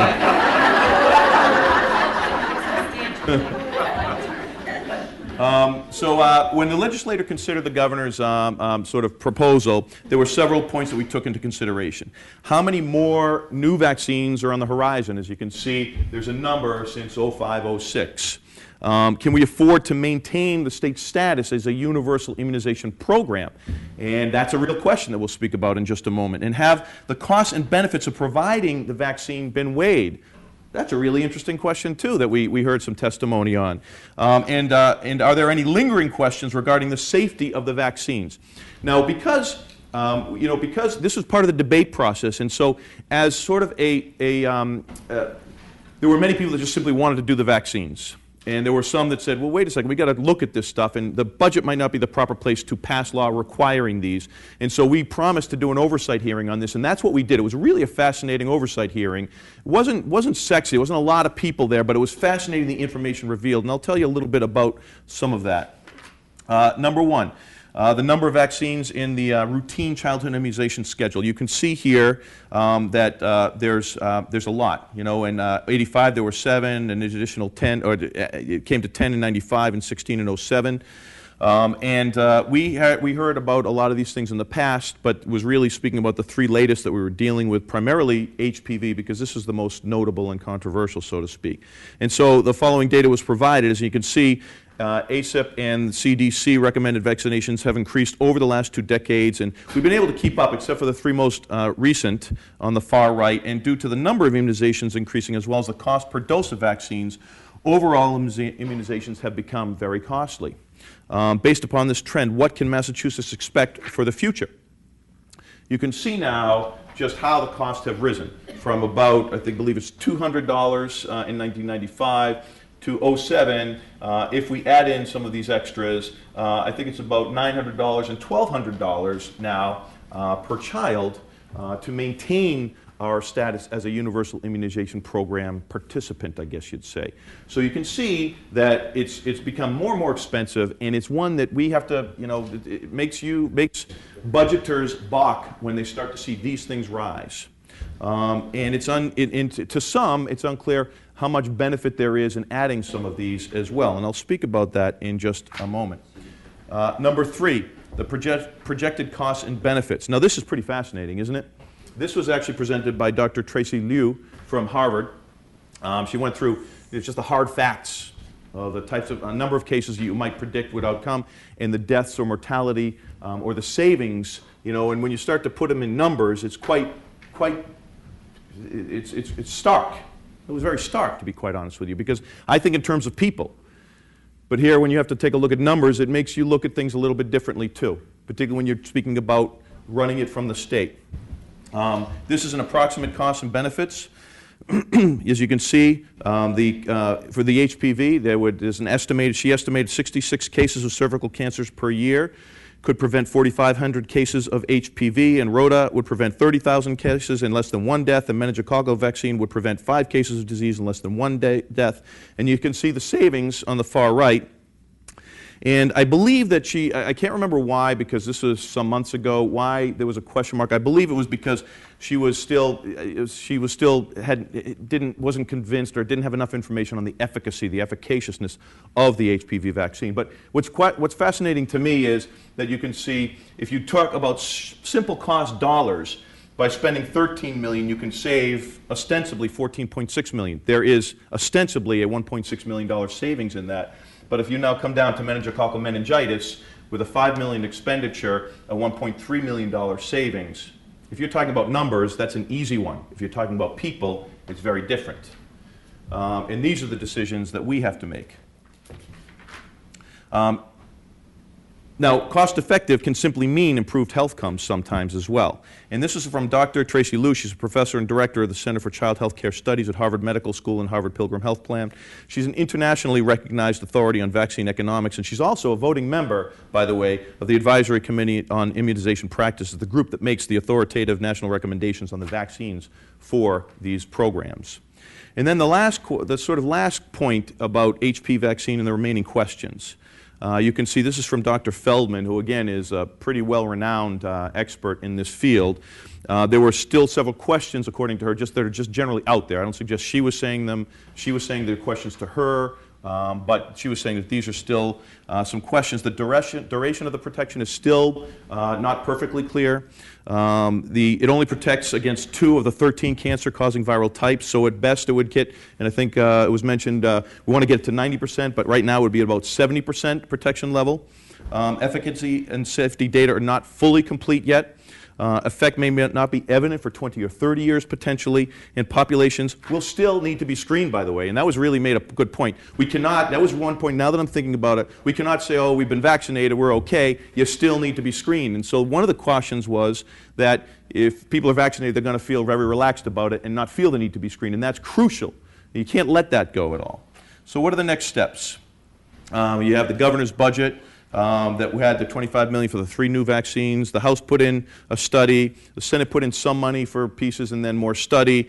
And then in the conference committee, which means that the governor proposes his budget, Senate presents their budget, we present our budget, and then at one point the Senate and the House get together and hammer out one budget between the 2 branches, which can be a very difficult process. But they put in language that would create a study as well as some monies for some of the, I think it was the Rota anyway, and I don't remember if they put in the meningococcal. But when we think about the government contract for the HPV vaccine is about $96 per month, I believe, per dose, 3 doses. I think on the private sector it's about $120. I remember when this was first being mentioned, a woman that I knew that had issues with this virus asked me, and I remember I was getting quotes of several $100s per dose. In the early stages of this, and of course it wasn't really out there. So the prices have come down, as Judy mentioned, but perhaps not enough for many communities. And so we funded Rota and meningococcal, and in sort of the conclusions, the following conclusions were drawn by the committee. And these are not, I don't want you to think that they're my conclusions, they're the committee's conclusions after listening. The HPV vaccine was not appropriate for debate during the budget because, again, it was budget debate. It wasn't passing a law on the mandate. We still have this passing before us. The panel of recommended immunizations is growing continually, and our state resources, particularly in Massachusetts, have become more and more limited. We're still in recession. State-sponsored funding and recommendations should create an informal mandate that can disempower personal choice on occasion. And the public support of an HPV mandate, including public funding, may not be quite ready. This is sort of that intersection of politics and public health, which is really a fascinating one, to be quite honest with you. And what you really need is you need public opinion to be supportive in many of the ways to get good public health legislation and policy done. Because if you ignore public opinion and you just move on the public health, sort of like the governor did in Texas, it will fail. And many times what you need to do is wait for the right moment when public opinion has moved to that area, and much of that is done by education. So by educating people and letting them know, they can move to that point where you can now pass law. And I'll be quite honest with you, when I led the fight to allow pharmacy access to needles so that you could purchase a needle without a prescription, reduction of the HIV and AIDS crisis, you know? I mean, for 20 years this has been filed, and when I took it and led it, the public wasn't quite ready, to be honest with you, but they were almost ready. You know, and when I kind of go on these things, I know when the public is kind of ready and when it's not ready, and what I need to do to get the public ready. And so when it brings me back to the point when Massachusetts proposed this law, sort of boilerplate off of Michigan, it was brand new, it was out there. I go out on a limb a lot of times on public health matters, but I'm careful not to go out too much, because if I go out too much, I'll fall. So when I proposed a trans fat ban in December, which I was roundly castigated, front page of many papers, I was called up, don't screw up my French fries. You know, I mean, it was really unbelievable how angry the public was with me about messing up their donuts. You know, they didn't care about their hearts, but their donuts were going to be messed up. You know, I knew I was out on a limb, but I knew it was the right thing to do. And it was because New York did it. It was the right time for me to propose it. And so I got beaten up really badly. But 6 months later, when we did the hearing, you know, no one objected to it. I mean, some people didn't support it, the Restaurant Association, but no one objected to it. And I still remember, I've got this one Republican lawmaker that still today thinks I'm the man because I brought down Dunkin' Donuts. He said that if I can take down Dunkin' Donuts, I can do anything. And he always teases me about this. So this is sort of one of those things that publicly, you've got to be ready. You know, good public policy can't be done in a vacuum of public opinion. You've got to move them there.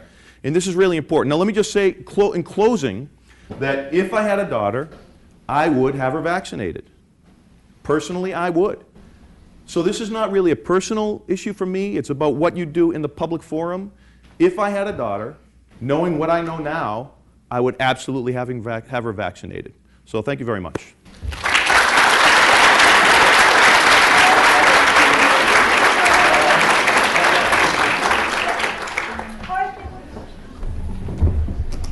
Okay, we're going to get going with our question and answer period. And the first question, David Ozanoff is going to take the committee chair's privilege and ask the first question. Thank you.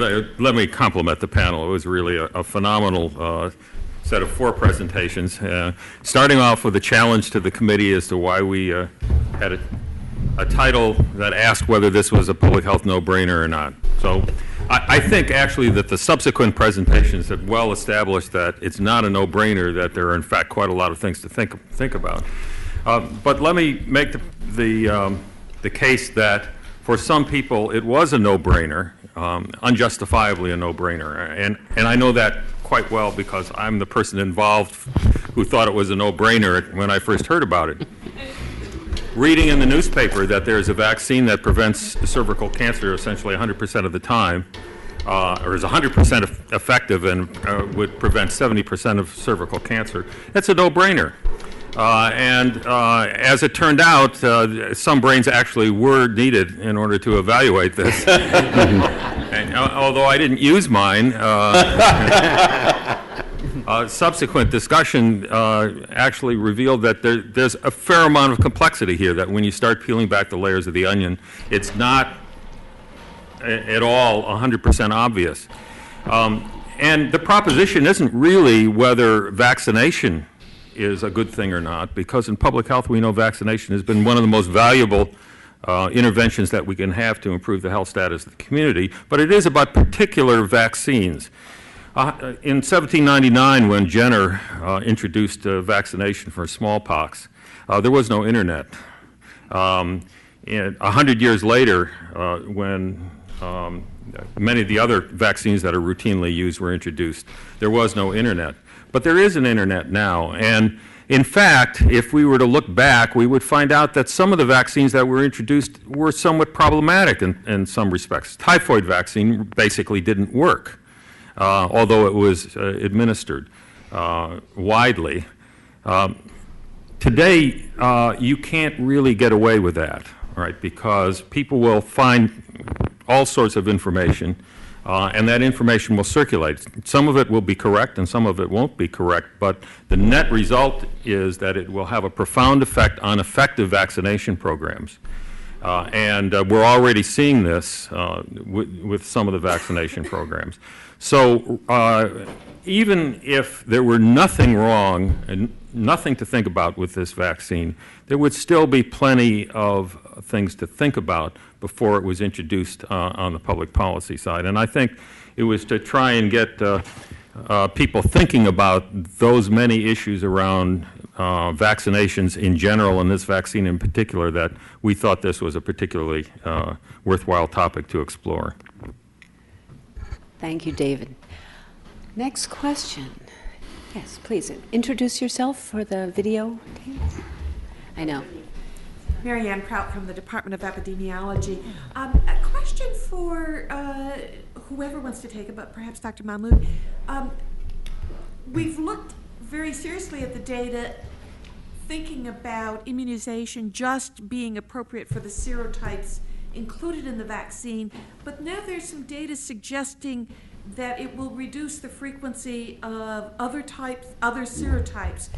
Does anybody want to comment on some of the more recent data coming out on the broader protective effects of this vaccine? Let me try.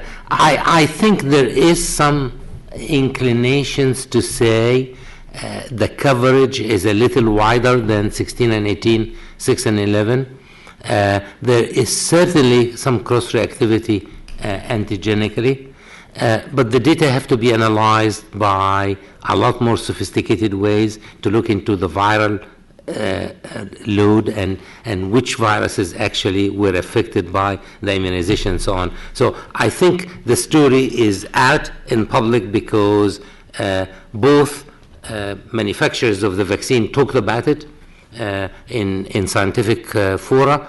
I have not seen the publications to really judge the validity of that point. And whether it becomes a fundamentally the way we will think that the vaccine coverage is going to be expandable with the current structure, or as Yves was suggesting, we really ought to be starting thinking that somehow or another there ought to be a debate that in the next generation of this vaccine there ought to be wider coverage. And it's showing, and you know, I mean, can I just make a comment on David's issue?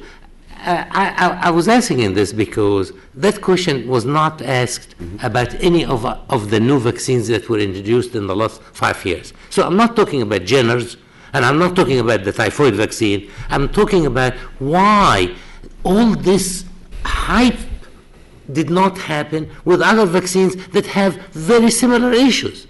I mean, the issue of the serotype and the serotype replacement. Okay, why it wasn't raised when the pneumococcal conjugate with 7 serotypes was introduced? Today, we have publications that says there is serotype replacement. And people in Africa say we will not introduce the 7-valence vaccine. We need to have an 11 or a 15-valence vaccine. So I'm just being very scientific here.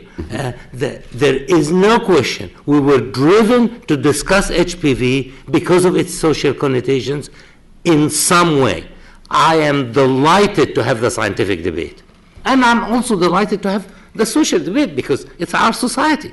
But just let us have a little bit of a level field for the discussion. So if you really want to discuss vaccination, then discuss the phenomenon in general and its application to specific vaccines, and not just focus on, the other issue, the duration of protection. Which vaccine was introduced and became mandated that we knew the total duration of infection? Well, give me a break.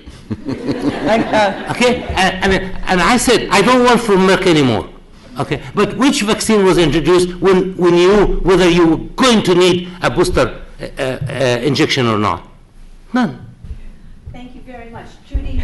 Yeah, I just want to add another point that actually a member of the audience raised during the break, and it's very important when you get to this issue of cost-benefit analyses. If you look at women who are now being screened, the 25% of women now being screened 30 years and older are also getting HPV testing. It's a relatively expensive test. The cost is coming down, and even its effectiveness is going up. But what we know now is if you combine the PAP test with HPV testing, someone who's 30 or older, that's the point at which it's approved, because as you know, we don't want to be HPV testing all these younger women who are going to have infections that will disappear. But 30 years, some people are in monogamous relationships by then. If you know, and this is near 100% efficacy, if you don't have a positive HPV test and your pap smear comes back negative, you then do not need to have all of the yearly pap test, and in many cases unnecessarily follow-up treatment, because we have to treat everything because we don't know whether something is going to be ultimately a lesion progressing to cervical cancer or not. You would actually save a lot of money if you were able to screen and test women age 30 and above, and more than the 25% now. You could save a lot of money because then you obviate the need for, the yearly or every couple of years of pap tests and follow-up, which would be the case. And so that's a very important piece of the equation when you're going to look at whether or not you'd be saving money or not saving money when it comes to the vaccine alone. And there are questions like this. Most of the economic analyses did not address this possibility, which would be an important way to save money as well. Yes, hi, I'm Leonard Glantz. I'm at the Health Law, Bioethics, and Human Rights Department here. I just want to say that I think there are a couple of differences between this vaccine and other vaccines. One is you have to continue the screening that goes on, so it doesn't save that money, and that we have a way of reducing morbidity and mortality in cervical cancer, which we don't have for smallpox, for example. But I do think your point is a good one as to whether or not we should talk about vaccinating children to prevent adult problems as opposed to vaccinating children to prevent children's problems, which is what on that first column was. But that's actually not my point. I'm just saying, I think we can get into a lot of discussion about why they're different, and I think that there are differences. I actually have a question for Dr. Mahmoud and a question for Peter Koutoujian, so I'll ask them both, and then I can sit down. For Peter Koutoujian, by the way, thank you for your full employment for Boston University School of Public Health Student Act that you passed. I don't even receive a stipend for that. That when we look at cost-benefit sorts of things, you showed, for example, that it was a $5 million cost to save $1.3 million for meningococcal diseases. It seems to me that we might be asking the wrong question in the wrong way when we look at it that way, because what I would say to you is, what else could we have done with that $5 million? That's not what's on that sheet. And so when we talk about is it worth $300 to spend on this particular vaccine, it seems to me the question has been phrased the wrong way.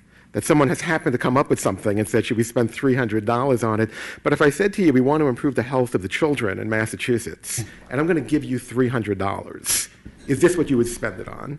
So I would ask you that. For Dr. Mahmoud, the question that I would ask you, and I would like to make it a more general question, not about Merck, that assume that a company discovers a vaccine that will prevent heart disease.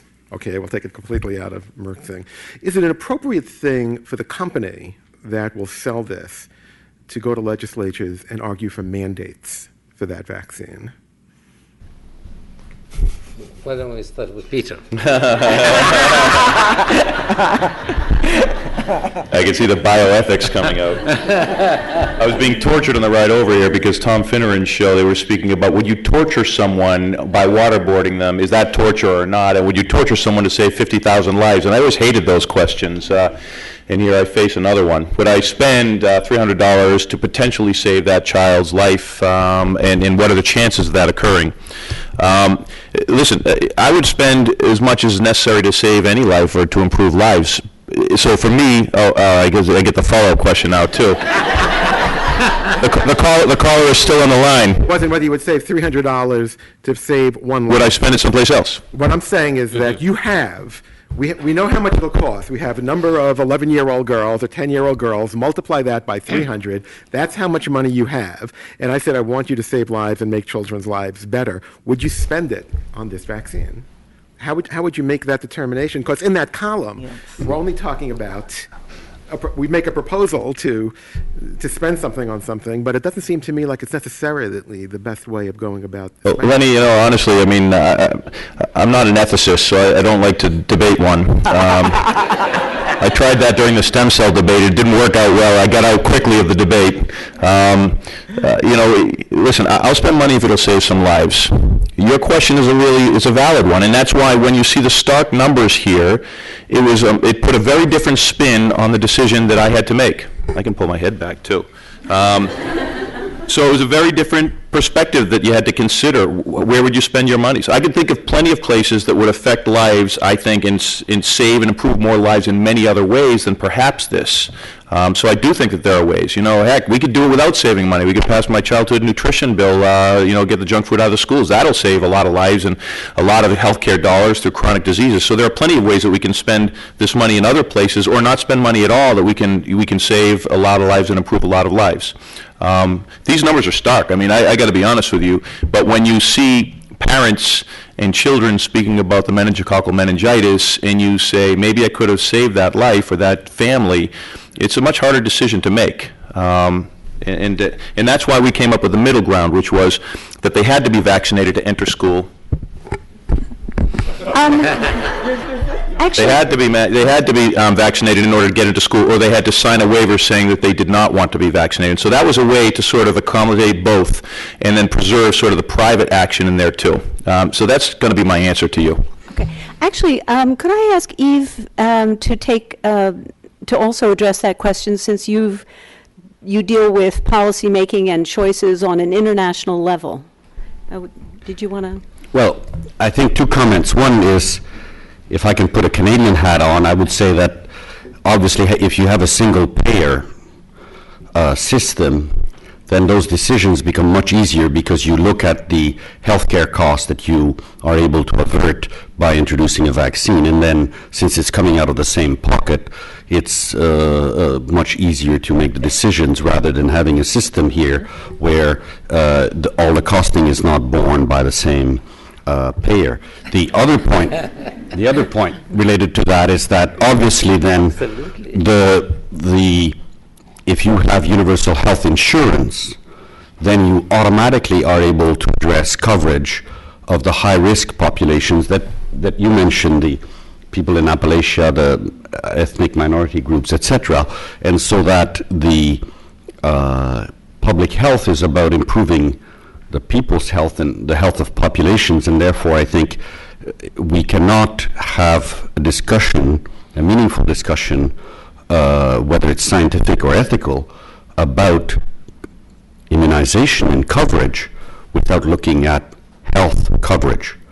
And therefore, I would think that it's very important for the state of Massachusetts to consider this as part of an effort towards some form of statewide health insurance towards national health insurance. Now, if I had $300 times the population of Massachusetts, we could save a lot of lives in developing countries, and I would argue that perhaps what we would wish to argue for is for the U.S. to dramatically increase its contributions to development assistance. Good point. So I agree with Peter, obviously, that I would not want to argue with an ethicist.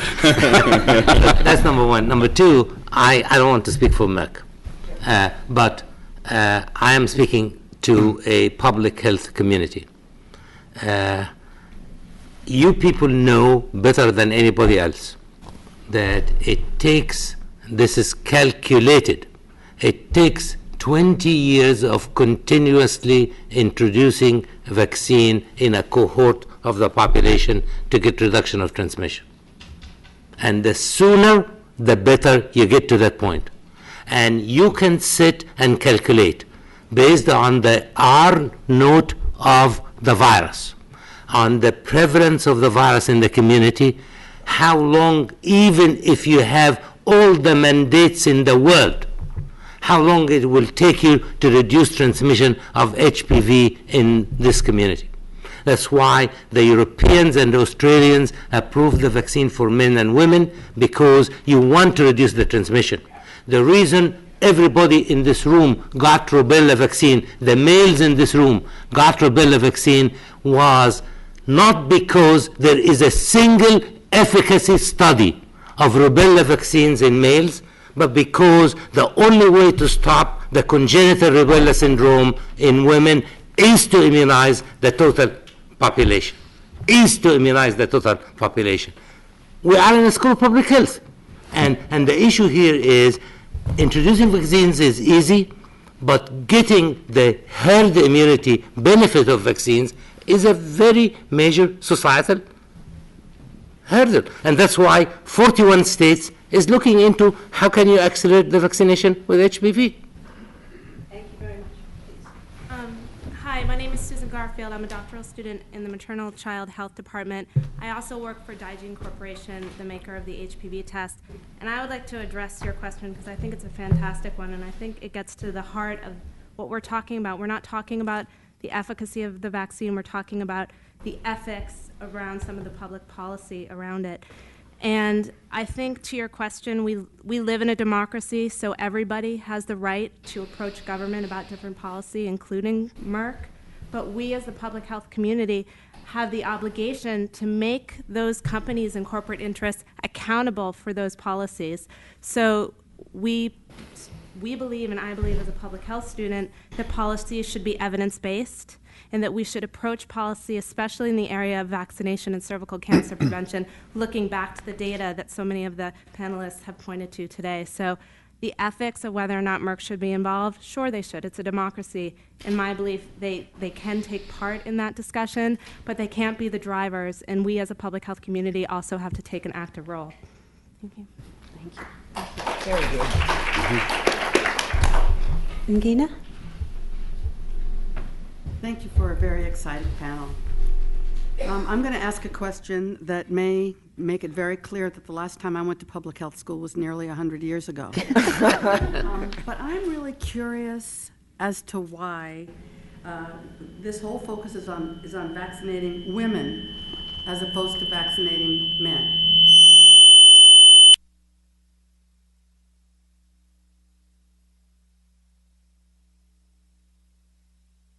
I know the joke, and I'm sure you've all heard the joke, that why are you looking for your dropped wallet over here when you dropped it over there? And the reason is because that's where the light is. And we saw some data yesterday that talked about genitoanal or something being much higher, in fact, than cervical cancer.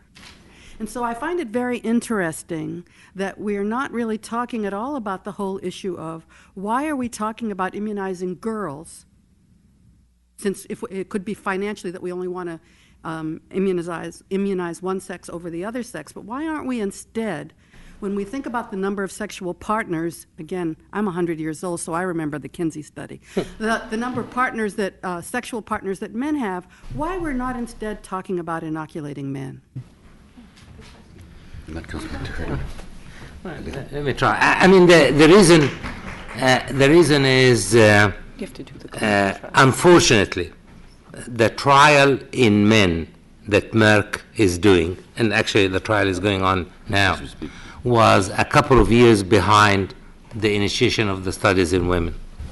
So when the FDA was considering the vaccine, and that's in the in between middle of 05 and beginning of 06, they insisted that they will only look at the vaccine from the point of view of the confirmatory data that they have, and not from the public health science. So there was immunologic responses in males that were equivalent to females, and that's why the European Regulatory Agency approved the vaccine for both sexes. I have a son who is 18, who lives in this country, who got the vaccine. I mean, I insisted that he gets the vaccine, but this is a personal choice. Unfortunately, the public health logic did not work in the debate in the FDA or in the ACIP in this country. It worked in Europe, and it worked in Australia. So basically, we have to live with a gender-specific vaccine, which also gets into the societal anxiety about the vaccine for another year or so until the data comes out. Yeah, I think that's right. I just want to make sure that we distinguish what FDA rules and requirements are from what ACIP might say. The Advisory Committee on Immunization Practices was chaired by Dr. John Abramson, who's one of the people recommending availability, but not supportive of a school mandate, because the FDA has to follow the rules that are there, and there have to be clinical trials. They're ongoing. They'll be done. Everyone's expecting this will be approved for males. It'll just be a little later because the trials began later. There are criticisms of those that conducted the trials, and why didn't you include men from the beginning? And there are cost reasons, I think I've heard for that, but I think that we live in a country where the FDA does have particular rules about how you have to go about getting FDA approval, and therefore you have to produce the clinical trials in men as well as in women. So that's easy. The ACIP is taking this broader view that Susan was just suggesting a minute ago, that looking at all of the unique factors around cervical cancer and the unknowns, and type 16 seems to be very important. It causes about 50% of these infections that progress to cervical cancer. And interesting questions have been raised about, what will happen, how will one's immune system respond later on. I mean, I'm fascinated by the many sort of paths this whole issue of cervical cancer might take. And I think the complexity is one of the reasons some people are a little bit more cautious about making huge judgments to spend hundreds of millions of dollars right here and now, rather than rolling it out in a more, a slower fashion. And let me just say, too, that I had not realized that, when we were dealing this, it was some 6 or 9 months ago, and I didn't realize that the debate had ripened to this point. There's even evidence or information presented yesterday. But I'll be quite honest with you. As the information comes out, I'll be asking my 2 boys to be vaccinated as well. I mean, I'm a son, I'm a brother, I'm a husband. I think it's sort of all of our responsibilities. So as this information comes out, I'm perfectly happy and actually wanting to vaccinate my children also, Doctor. Let me just also say, Susan Weller, who did the wonderful lecture yesterday, please feel free to contribute on any of these things. Get into one of those. You can't get out. I actually asked at the break, one of the questions I had about cost effectiveness is a lot of people talk about the cost of the vaccine and don't include the bigger picture. Delivery. I know at my hospital, when Gardasil became available, I asked what it costs, and the Medicaid rate was $90, $100 a dose. But to actually deliver it, it was $600 a person, and I was just curious how that rolls into the estimates. But I wanted to make one more comment on the boy-girl thing. Correct me if I'm wrong, I had a very simple understanding about that boys were not vaccinated because you cannot vaccinate someone for a disease they don't get, and they don't get cervical cancer. And I thought that was why the Merck cost effectiveness study included the anogenital warts as for both groups. Mm-hmm. I mean, we're talking about a public health problem. We're talking about transmission of infection that is going between the two sexes. So the issue here is the I mean, again, people who love to make a story out of this. Why do men in this country or in this world get the rubella vaccine? Where is a study ever published on the efficacy of rubella vaccines in males? The rubella vaccine was indicated because it was working in women, and in immunizing women in the community did not interrupt the transmission of the vaccine, of the virus. It's the same logic. Immunizing, you need, because the R note of HPV is high enough to say what is needed is immunizing between 80 and 90% of the total cohort of the population to stop transmission. I mean, this is not rocket science. This is calculations. You read May and Anderson from 1975 to 2007. By the way, May just produced for the students, produced a book on mathematical epidemiology, just published a few months ago. You really need to get it. Hello, my name is Fiat. I'm a first-year school public health student in the International Health Department. Representative Koutoujian, you mentioned a while ago that in order for public health workers to get quote-unquote laws to be mandated, we need to have support by the public opinion, and that is done through education. Now, my question for the rest of the panelists would be, Dr. Bergevin, you mentioned also that in order for this to get started, it's much like the parable of the Acacia Tree. Get it done right now, because within 40 to 50 years, we'll see the fruits of the results. Now, I'm taking class in social behavioral science right now.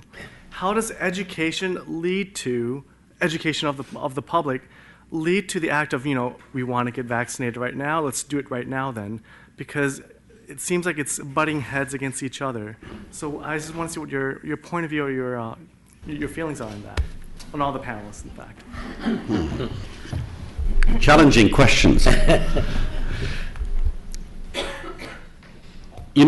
me tell you a little story around polio and Kano and Kaduna states in northern Nigeria, and what Adel referred to, because this illustrates the importance of education. There were rumors in Kano and Kaduna states in northern Nigeria a few years ago that the oral polio vaccine was in fact a measure of controlling population growth and was laced with contraceptives. Now, this was a rumor, but it's a fact that it was a rumor, so we shouldn't laugh about this. It was sufficiently, and that perhaps some people went further with that rumor, saying that this was a means of control of some populations. Now, that rumor was sufficiently strong, and at the same time, perhaps the polio eradication effort had not taken sufficient attention to routine immunization to make sure that there were no susceptible children who had received 0 doses of polio vaccine in the surrounding countries and in Nigeria. And there was the issue that perhaps it was not necessary to maintain the pressure of the polio campaigns in the surrounding countries. Well, you had the perfect storm, if you want, and people only now recognized what happened when you have such a perfect storm. What happened is that polio, which essentially was limited to northern Nigeria and a little bit of the Niger border, spread across the neighboring countries and reinfected how many altogether? 9 or 10 countries around. And it's set back the global polio eradication effort by a factor of at least 5 years, and it may have done it long-lasting damage. So education there was, and making sure that people had the right information that was scientifically valid, delivered by people who were credible to those societies, could have prevented this. The other thing that could have helped prevent it is making sure that routine immunization was up to scratch. So you had and perhaps sanitation and water, because polio loves to breed in areas where there's poor sanitation and water. So I think education here made the difference in probably 5 to 10 years of the global polio eradication effort. So your point could not be more important. We must make sure that people have the right information and are educated about the benefits and the risks, and that rumors are addressed, because rumors are often propagated for the wrong reasons, or to fill a vacuum because the education campaign wasn't there in the first place. I just want to add a couple of other things that make this, broaden the number of issues you have to think about.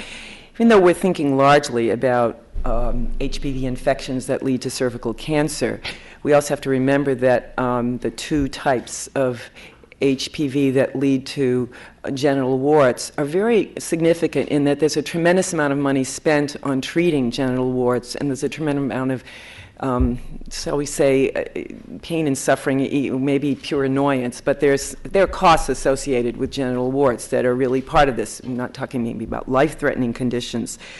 The other thing is that we also have to remember that the clinical trials are one thing, the real world is another thing. I think you made this point yesterday. We know with every vaccine that requires, 3 shots, a substantial minority will not get all 3. They'll get 1 or 2. They won't get all 3. And we also know that efficacy then goes down, and it will vary by the vaccine. So one of the things some people want to find out is, over time, as we watch large numbers of young girls get vaccinated, with or without all 3 shots, what happens? What kind of protection are we then offered? In the interim, I mean, we have lots of questions. We've raised them all. I think one of the hardest things for public health folks and policy folks is, how do you allocate the money you've got? Like Leonard Glantz just said, how do you allocate not small numbers of dollars, but large amounts of money to HPV vaccine programs? And one of the proposals, actually this was a Californian who mentioned this to me. He said, well, we had this problem with Norplant, and we have the biggest family planning program in the country. We weren't going to pay $400 for a set of capsules, particularly because what if a woman decided 3 months into it she didn't like the method? Some women had loss of libido and other issues emerged for them, depression, that made them want to stop using Norplant. So you just spent a lot of money, and 3 and 4 months later a woman comes in and says, I want these capsules out.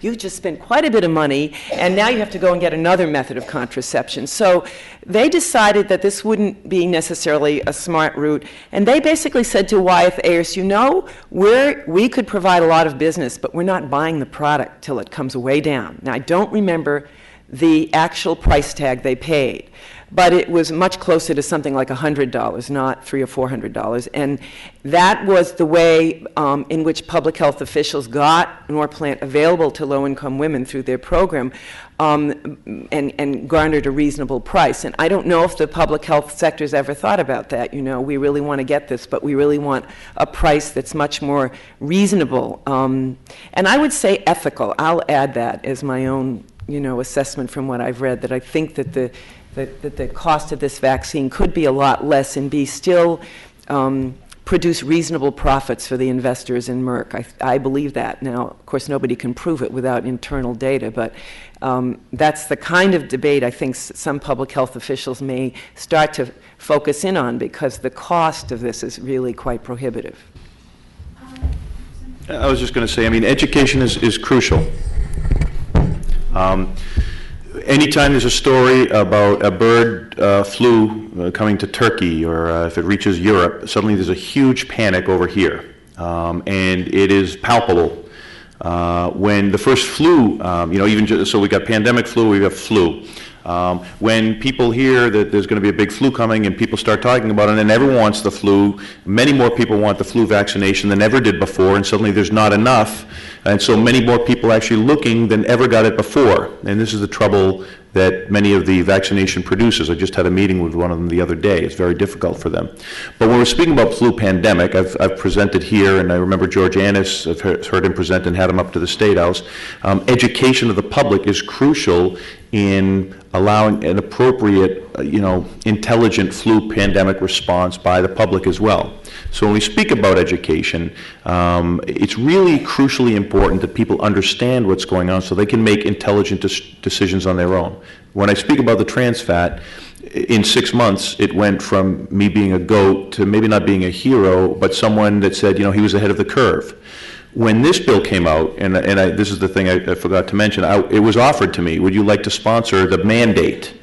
And I have a strong public health, intention and drive, but I also have a political understanding of, I'm a politician after all, and when I'm leading, I can't be out there too far, and I declined at that point.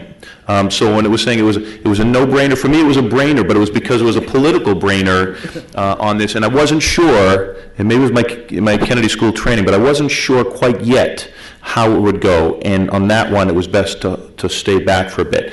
But the newspapers and the public have been educated by that, and so now they're ready. I just think it's really critical that people educate the public in an intelligent fashion, not in, as Dr. Yu was saying, in this scary fashion, because that can produce panic and bad result. But if we continue to educate the public, whether it's through letters to the editor, articles and things like this, but continuing to hone the message, that's really critical to delivering public health and putting in through thoughtful and progressive public health policies. Thank you. Yves, a quick remark, then we'll have one more question, and we're going to leave the last question to our sponsor, Bill Bicknell. Yeah, it's this may sound controversial, but I like the fact that the price is sufficiently high in the U.S. because, and I don't want to comment on whether that price should be $300 or $100. I think that's up to the U.S. to figure out with the manufacturers. But, we almost we did lose some manufacturing for vaccines because vaccine was not a money-making business at some time. And we had real problems securing enough measles vaccines because we went down to a very limited number of manufacturers.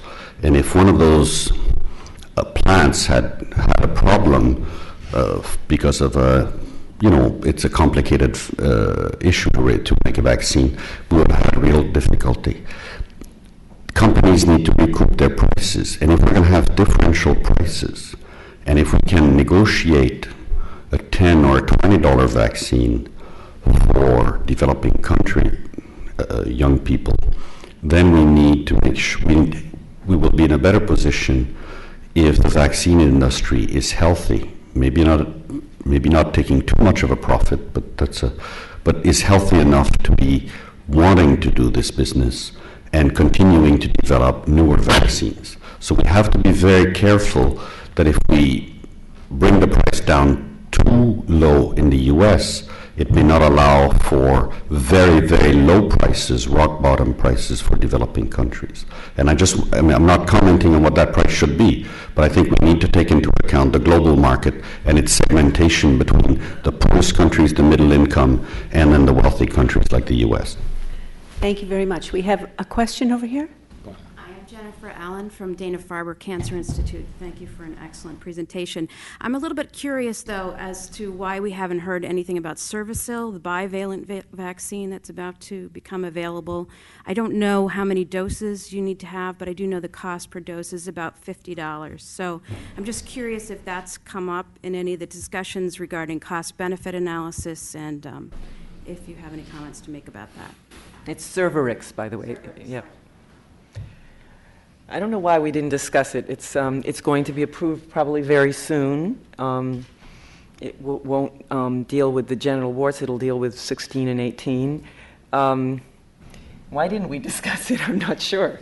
Well, we did discuss it generically. We didn't address one or the other, but we have one licensed product now, which is why we focused our attention. But obviously, we will look at all of the vaccines and their relative efficacies and spectrum. Bill, please. Yes, the day before yesterday, Merck announced donating 3 million doses of Gardasil for use in the poorest countries. And I just like to ask Dr. Mahmoud and Dr. Bergevin, where do they think this is leading? What does this foretell, et cetera? Well, again, not speaking on behalf of Merck. It's an attempt to accelerate the introduction of the vaccine in the developing world, and Merck basically taking the position that if we were going to do what happened with hepatitis B vaccine was introduced in the developing world 20 years after it was introduced in this country. And Hib, we are now 17 years, and we haven't been able to really make it introduced in a reasonable way. So basically, somebody has to prime the pump in putting the issue on the table. And so as we don't talk about price, well, let's just see who wants any of the 3 million doses at this point. I'm sorry, I see one more question, and then we're going to wrap up, please. Harold. Bill, I think. Oh, sorry. No, I think it's wonderful. It's wonderful in particular if it is linked with very close monitoring of those who are immunized. If it's also linked with better understanding the epidemiology of the distribution of serotypes, of subtypes in different parts of the world. And we have to remember, if we just look at the Gavi-eligible countries, 70 to 75 countries, we have about 100 million births each year. So if you only immunize girls, and if they've all survived because of the improvements in child survival, you would have to immunize 50 million girls each year. So 3 million doses will be a good beginning, and I think can have a strong education effect and learning effect. But obviously, this is just the beginning of a major effort, but it's very welcomed and very timely, and we must collapse this very long time between introduction in industrialized countries and introduction in developing countries. We must collapse it to 10 years or less rather than the current 20. Last question. To Representative Koutoujian, I just wanted to just follow up a little more on the question, on the thing that you just answered in thinking about education, to Fiat's question. As we were talking about the role of educating the population in making decisions, and I want you to talk a little bit about what's the role of data as you make decisions in a policy-making body. Now, obviously, we're here at an institution where data and evidence-based is very important, but we know also that data doesn't always drive everything. So could you talk a little bit about that? And I'm especially interested in that because the comment that you seem to make, that I want to challenge a little bit, is that policy seems to come forth when the population is ready for it to come forth. And could you talk a little bit about what actually drives policy? Is it that we have to wait until the population is actually ready for it, or is there something around data that helps to drive that? And then maybe you could clarify a little more what you were saying. Yeah. Certain issues are very visceral. Pharmacy access to needles was a very visceral policy. Emergency contraception was a visceral policy that we undertook. And the fact is that you needed data to overcome an initial objection by so many people. Emergency contraception, is it abortion or is it contraception? For many people, if you take contraception after a sexually intimate act, is not contraception because it happened afterward. So it was really important to have good data and to drive that debate with good data. I think that you have to be smart about the data you use, because you can find data to support any side. And that's very easy to do, but you have to be intelligent, intuitive enough to use the right data and to know what the data means, because you can use all sorts of data, but it won't be compelling. When I drive a debate, I get a lot of data, and I know all of it, positive and negative, and I know exactly how to manage that data. on needle sticks to police officers if we don't decriminalize needles. You know, it's a threat to public safety. I mean, you know, you can go down the line in so many different points where you can appeal to people's interest in humanity and they understand, okay, this is a good idea where originally they wouldn't have. I think it's also important to note that I think because I'm pretty well researched and thoughtful about what I do, and I do have a political kind of component to the way that I think, not only for myself, but the way for my membership as well, that I'm protective of them, that I would not ask them to do something where they would be really, that would endanger them, that people will leap with me on many of these issues. And I think they did that on those two issues.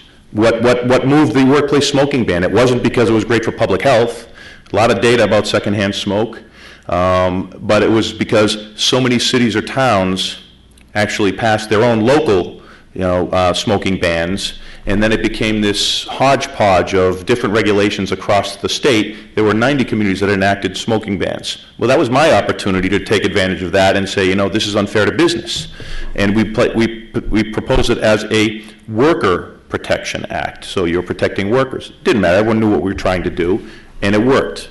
I think data is crucial because you can only make so many arguments based on emotion. And if you can use the proper emotion to frame it properly, understand the political context, and use appropriate data, I think that's how you do it. That's how I do it.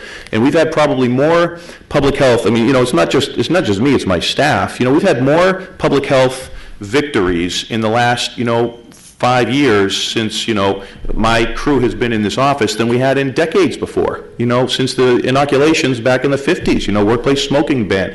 We're going to have childhood nutrition hopefully this fall. The EC, the prescription needles, there's several of these things that we've done while, while my committee has been leading these things. And it's because there's an understanding of the data that's out there, the timing, the ability to convince people that it's now the time. Heck, I got Tom Finner, and you remember this, Harold. We serve on the Minority Health Disparities Commission, right? I got Tom Finner, who was a person who's pretty conservative, afraid to spend money, convinced him that this is a good thing to do because I went to him a couple of times, and I think he trusted me, and I showed him the data to be able to do that. Without data, you can't convince anyone to do anything, but you've got to be careful about how you use the data so that you're educating and bringing them along instead of scaring them. Okay, on that note, I think we want to thank our panel. This was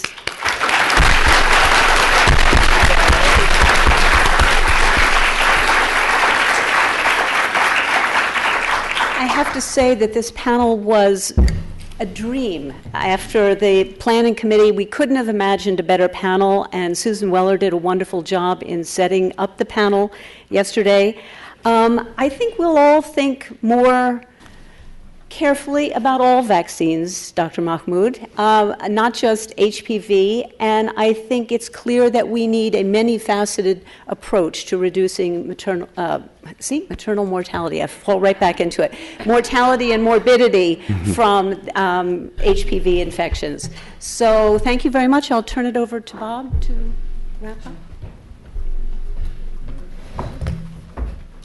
I just want to add my congratulations and thanks to the panel. It was we have a tough act to follow because the Bicknell lectures just keep getting better and better, and this was a quantum improvement. Remarkable set of presentations and comments, lively discussion. I want to thank the audience for not only being here but participating and bringing out so many important points. And last but not least, thanks to our moderator for moving the whole thing along in a timely fashion. So thank you all, and we will now go into thinking about how we can top this next year. Thank you.